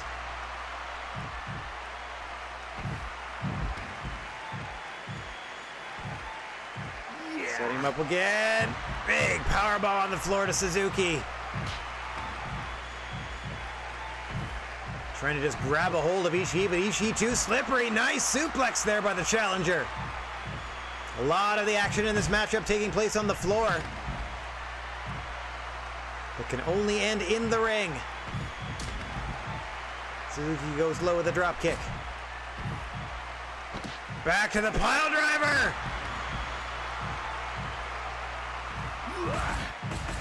Ishii with those elbow shots, the forearm shivers, what do you want to call them? Trying to catch his breath back in the ring. Stuff Suzuki with another suplex. Oh, step up into the enziguri from Tomohiro Ishii. Catching the last of his breath and retreating. Now they're back in the center of the ring. Dear God, the Steiner screwdriver! Got him! A new New Japan champion with a move I've never seen Tomohiro Ishii do. But it was effective. Pardon my spittle. As he has unseated Minoru Suzuki. And we have a new New Japan champion. That's awesome. How'd we do? 98%. Excellent. No longer is the New Japan belt a Wayward championship.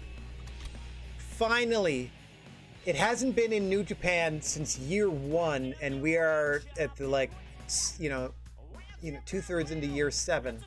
So it's been a while since they've had their main belt, and now it's on Ishii. All right, well that made me feel good. We have solved another Wayward champion problem, and we have an opportunity to do that in our next matchup as well. Boom! New champion crowned. With the Steiner screwdriver. Damn. Murderized him. Coming up in your semi-main event for the NXT Junior Tag Team Championship, Mike Bird and Ilya Dragunov from the GWA, your current NXT Junior Tag Team Champions, are taking on the NXT team of Kaden Carter and Casey Catanzaro? Something like that. The lady from American Ninja Warrior and the lady with all the braids and the blue contacts. From what I remember, it's been a while since I've watched NXT or seen them on it, not in a backstage segment where they're just getting flirted with. They used to be wrestlers, now they just get flirted with. Anyway, they're saved up for our semi-main event for the NXT Junior Tag Team Championships. Ba-boom!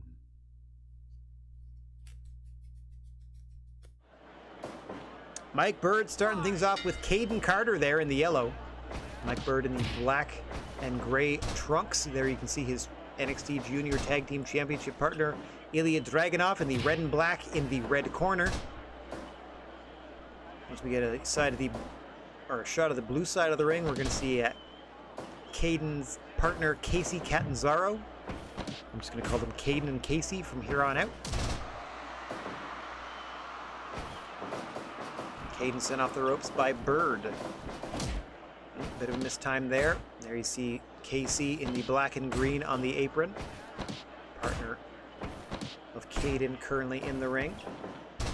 As far as I understand it, in real life, they're best of friends. So they sort of turn that into an NXT relationship where they're a current tag team. Big jumping elbow from Mike Bird, and now we're going to see our first look at Ilya Dragunov and Casey Catanzaro here. Former American Ninja Warrior contestant. Casey, that is. Against Ilya Dragunov, a former junior champion here in the GWA and current NXT Junior Tag Team Champion with Mike Bird. That's what happens when you send people to different shows. Sometimes they get championship opportunities, and you have to help get the belts back somehow.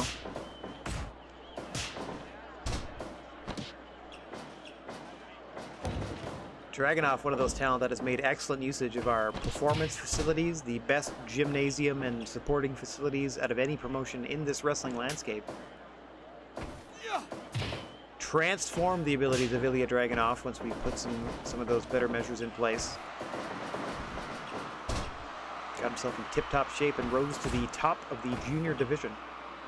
Has been representing the GWA proudly since. And when we sent him to NXT a few months ago, wouldn't you know it, won the junior tag belts with his partner Mike Bird, currently in there with Casey, who goes into a pin and gets a 1.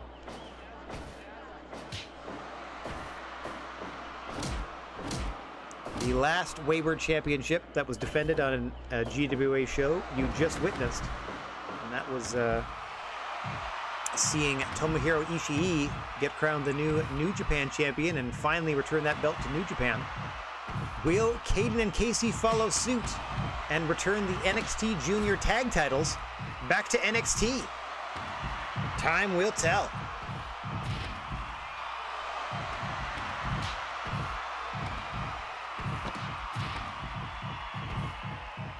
Okay, so if that happens, we will have 2 singles titles to put back and 2 trios championships still.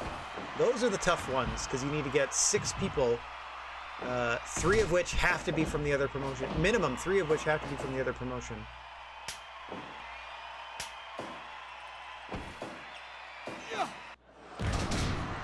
Okay. And the only trios titles within GWA proper are only defended annually at the Trios Tournament of Terror, which we are going to see broadcast next week, right here sometime between 7 and 10 p.m. Next Thursday, that's going to be brought to you right here on the Rad Gnarly 42 Twitch channel. Happy to have you with us, as always, as we're going into a bit of overtime here. Our second of 2 shows. That's okay. We have no pay-per-view provider to account for, so we can go as long as we need to.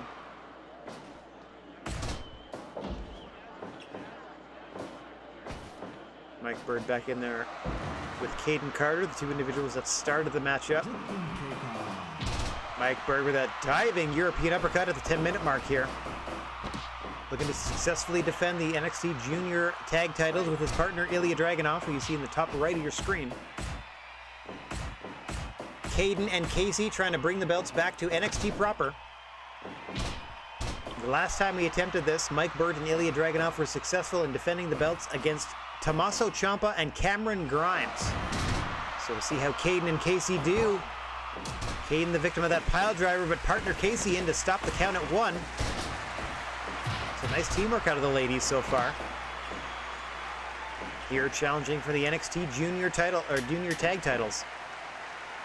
Fresh tags on both sides, and now Casey is in there with Ilya Dragunov, who plants her with a powerbomb center of the ring, and immediately, oh, I thought he was going to tag back out. No, going for that torpedo headbutt. Hooks the leg. Smirk on his face. Kaden Carter in with the save. Gets caught with a Gotch-style pile driver by Mike Bird. Champions looking dominant here.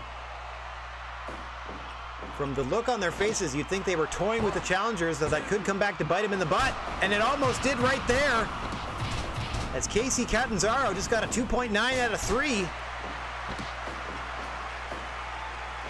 Very close to crowning new champions. Hang on. Stronger kick out that time from Dragunov at 2. But Casey riding this wave of momentum. Trying to put the champs down and out. Dragunov with a quick suplex. Tags out to Mike Bird. Inverted suplex to Casey on his way out. Something to remember him by.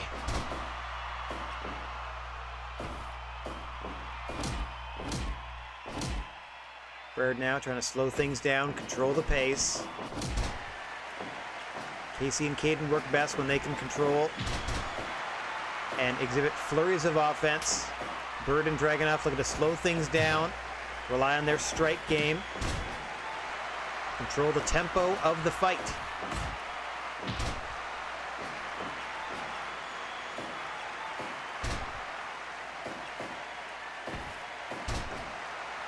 Kaden Carter in there, trying to counter Mike Bird and not having too easy a time of it so far. Hang on, nice snap suplex there by the challenger. Unable to string any moves together though. Some mocking applause there. I almost said clapter, like clapping and laughter. Some mocking applause from Mike Bird there. Crowd though, continuing to clap for Kaden Carter. Genuinely, despite the mocking tone of a Mike Bird. Fresh tags on either side. We're back to Dragunov and Casey in this matchup. As we are headed towards 20 minutes, NXT Junior Tag titles on the line here. Into a camel clutch goes Casey Catanzaro. Mike Bird saving the matchup. We are close to the 20-minute mark. By now you should know that 20 minutes play. Hang on! Nice roll-up attempt! Oh, some clever teamwork there from Kaden and Casey. Almost won them the gold. Another roll-up center of the ring! Dragunov just kicks it too. Able to counter the roll-up attempt that time. As I was trying to point out, the closer we get to 20 minutes and beyond, the more devastating roll-ups and submission attempts become. They're really coming to play the longer a match. Oh my God! Sweeping the legs of Casey Catanzaro is Ilya Dragunov and raining down blows, and Casey immediately quits in the face of that onslaught. Dragunov and Bird retain just like that.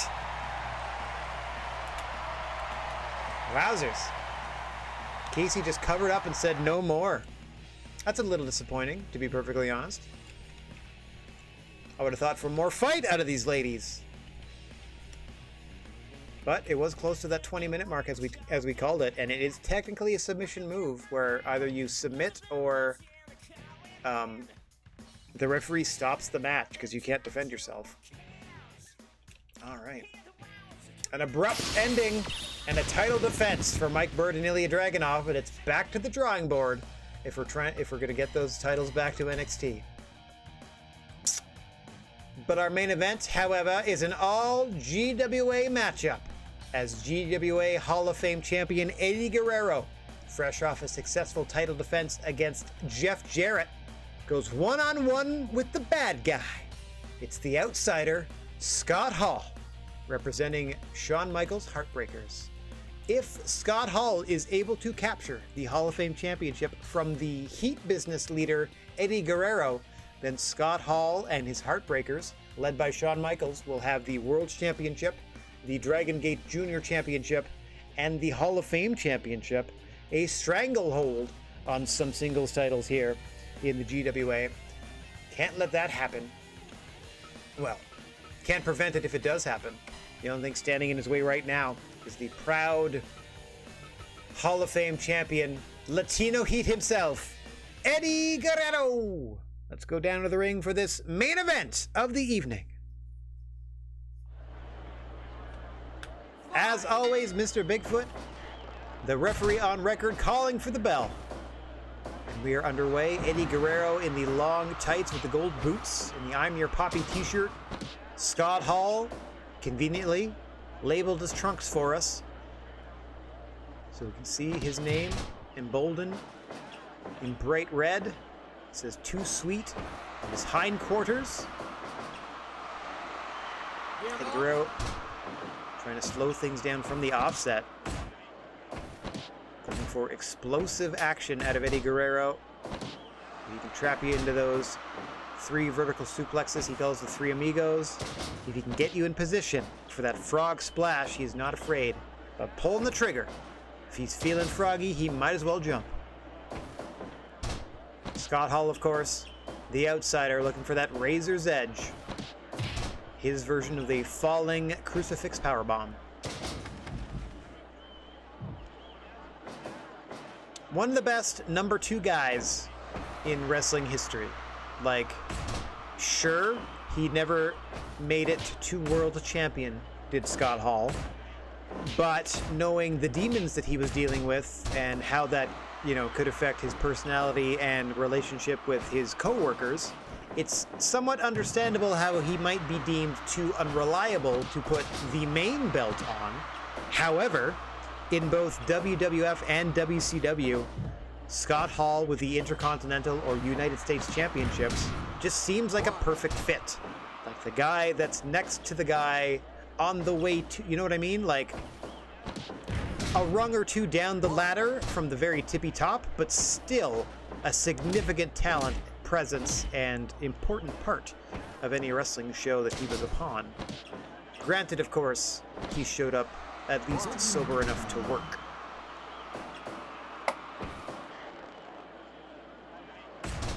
Another man who conquered his demons before his untimely end is current Hall of Fame champion Eddie Guerrero. Sorry if it's a little morose, but, we are dealing with representations of 2 unfortunately deceased wrestlers. Don't know if this matchup ever happened of any significance in WCW. Hang on, top rope, backdrop at a Scott Hall. Looking for his first taste of singles gold here in the GWA is the outsider. Very soon after signing his GWA contract and helping Shawn Michaels transform the Heartbreakers. Quick pin attempt yields a 1 count for Guerrero.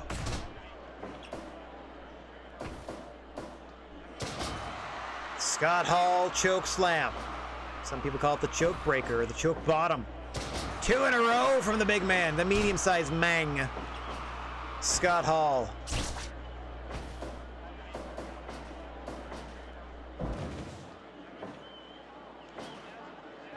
Currently in my retro watch through at the end of 1994 is feuding with the $1 Million Corporation off and on. Trying to get the Intercontinental title off of Razor Ramon. Sending Eddie Guerrero across the ring now. Tying him in the Tree of Woe and working on the midsection is Scott Hall.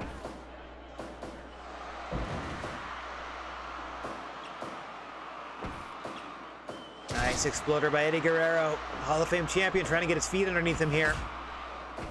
Had things going in the opening few minutes here, but momentum seems to have shifted in the direction of Scott Hall. Especially after those 2 choke bottoms in a row. Eddie now setting him up top. What's he have in mind here? Avalanche! Crucifix powerbomb! Almost put Scott Hall away with a variation of his own move. The Black Tiger Bomb, as Eddie Guerrero used to call it when he was Black Tiger 2 in New Japan Pro Wrestling. Avalanche variation almost spells disaster for Scott Hall, and Eddie Guerrero looking to press his advantage and put the challenger away here. In defense of his Hall of Fame championship. Hang on, Hall going up. But he gets knocked off and in position for the frog splash! Kicks out! What a finish! Can't wait to kick out of it! Into the razor's edge! Scott Hall hits the leg. 1, 2, no! Eddie kicks out! Finish for finish! Into the exploder! Out slips Hall. Another exploder by Guerrero. Hooks the leg a second time. 2. Sack of crap, fall away slam from Hall. Tosses him halfway across the ring.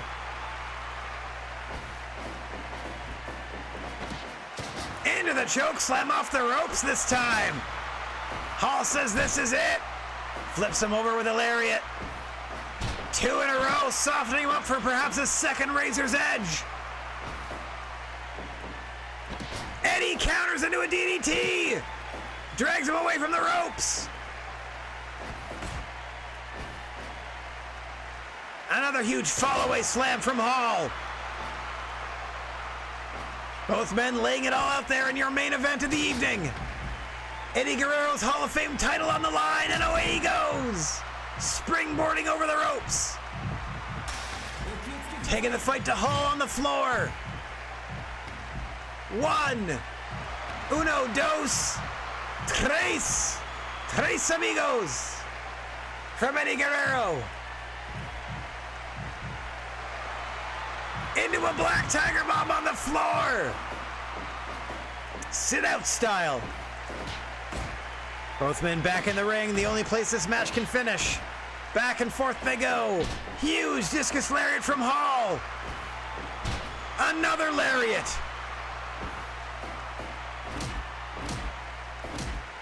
Slowing Eddie down by working the shoulder. Eddie with the head scissor, rolls him over. What's he have in mind? Center of the ring for the Razor's Edge. Scott Hall plants him. Hooks the leg. 1, 2, 3. He did it. Scott Hall of Fame champion. And he's got 2 words for Eddie Guerrero.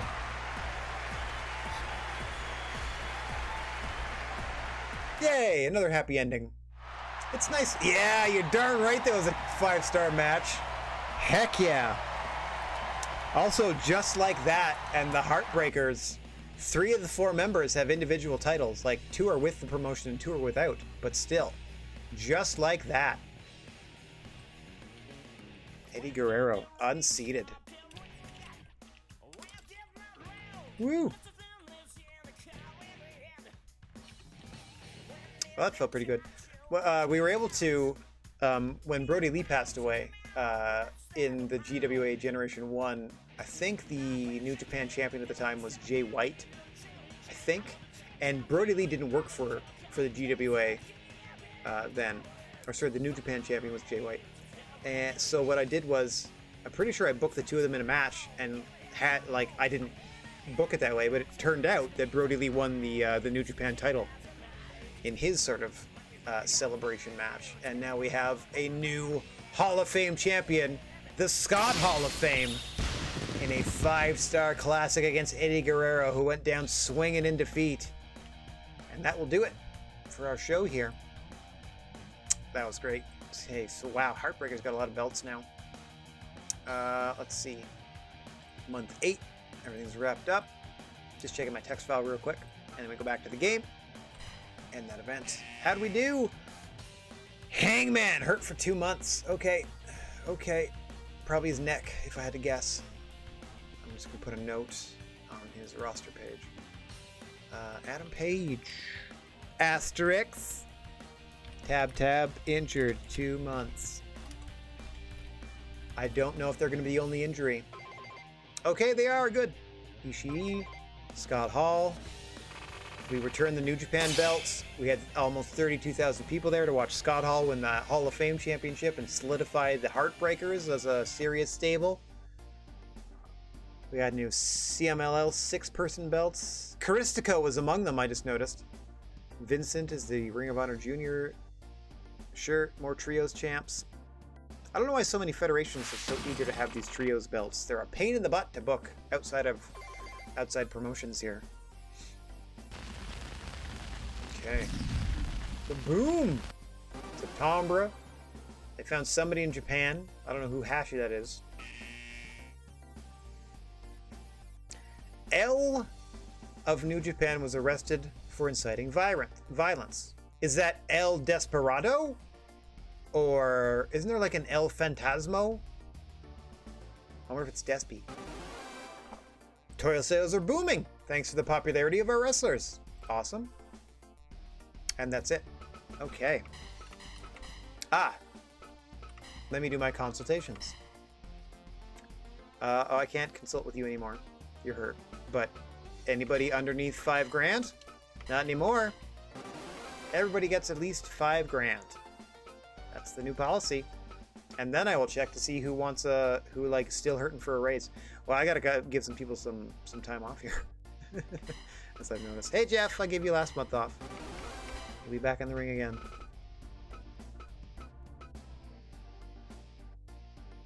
All right, Rocco, thanks for hanging, buddy. I'm just doing this little maintenance stuff and then do my wrap up anyway. Yeah, we'll see you tomorrow night for Arc. Should be a blast as we explore the island some more. Thanks for hanging, pal. See you soon. Hayabusa gets a bump. Anybody else? Anybody else? We're pretty close. Abyss gets a bump over the margin. There we go.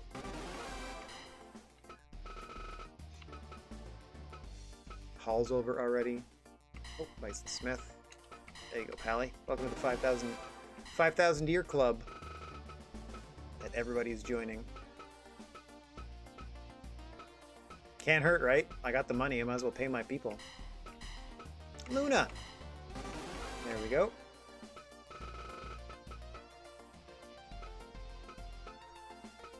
Yeah, that's it.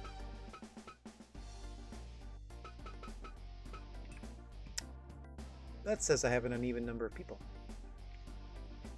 I wonder how many I have. 45. Maybe I need another face or another. Oh, I need another heavyweight. I only have 29. I thought I had 30. Okay. Cool. That gives me somebody to. I'll look for a heavyweight off air, because I'm also going to book the September show off air. I'm going to try to do a promotional battle. That's the plan. So, before I do that, let's do our regular maintenance. Training center upkeep. Best facilities in the business, and we got to keep them that way. Okay. Boop, boop. Judo. Everything. Everything gets prepared. We have some fairly substantial salaries now, but it doesn't matter. Everybody deserves it. Again, we make $1 million a show. Just for putting it on the air. All right. Oh yes, Hashi something. I don't know exactly who that is, but send out that scout again. Maybe if we go here.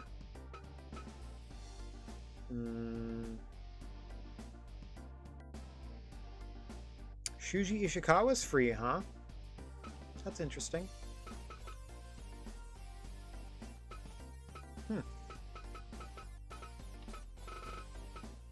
I'll have to look later, because I don't know.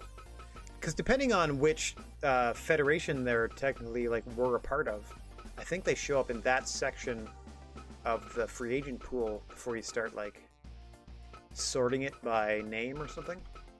Oh, this is probably it. Makoto Hashi from he's like a Pro Wrestling Noah legend in that he was with the promotion from the start and never really amounted to much. So he's in my Pro Wrestling Noah Legends category. Or was. Okay. I think that's the person that we found. Alright. That's all we're doing. At least on air. Fwa. What a day. Night of Champions. We returned some championships to some deserved people. Others not so much. Still struggling to get those trios belts back to Impact Wrestling, and then once that's done, we got to get the trios belts back to All Japan. So there's a lot of tension there, at least on my end, just personally, I guess. And like I said, we're going to try to book a promotional battle in our first show, and then let me get big on screen to say this. And then next week, in our second show, we are presenting the 4th annual Trios Tournament of Terror. And over the week, I'm going to get together with Will Hobbs, Kazuchika Okada, and Kairi Sane so they can talk to me about exactly what each of them has in mind as their stipulation for the overall rule set of that tournament. If you notice, every year the Trios Tournament of Terror has a different rule set. Those are partially voted on by the previous winner. have been different deathmatch styles every year. I don't quite know how many more of them we have to experiment with, so we'll see what the current champions have to come up with as we approach the 4th Trios Tournament of Terror.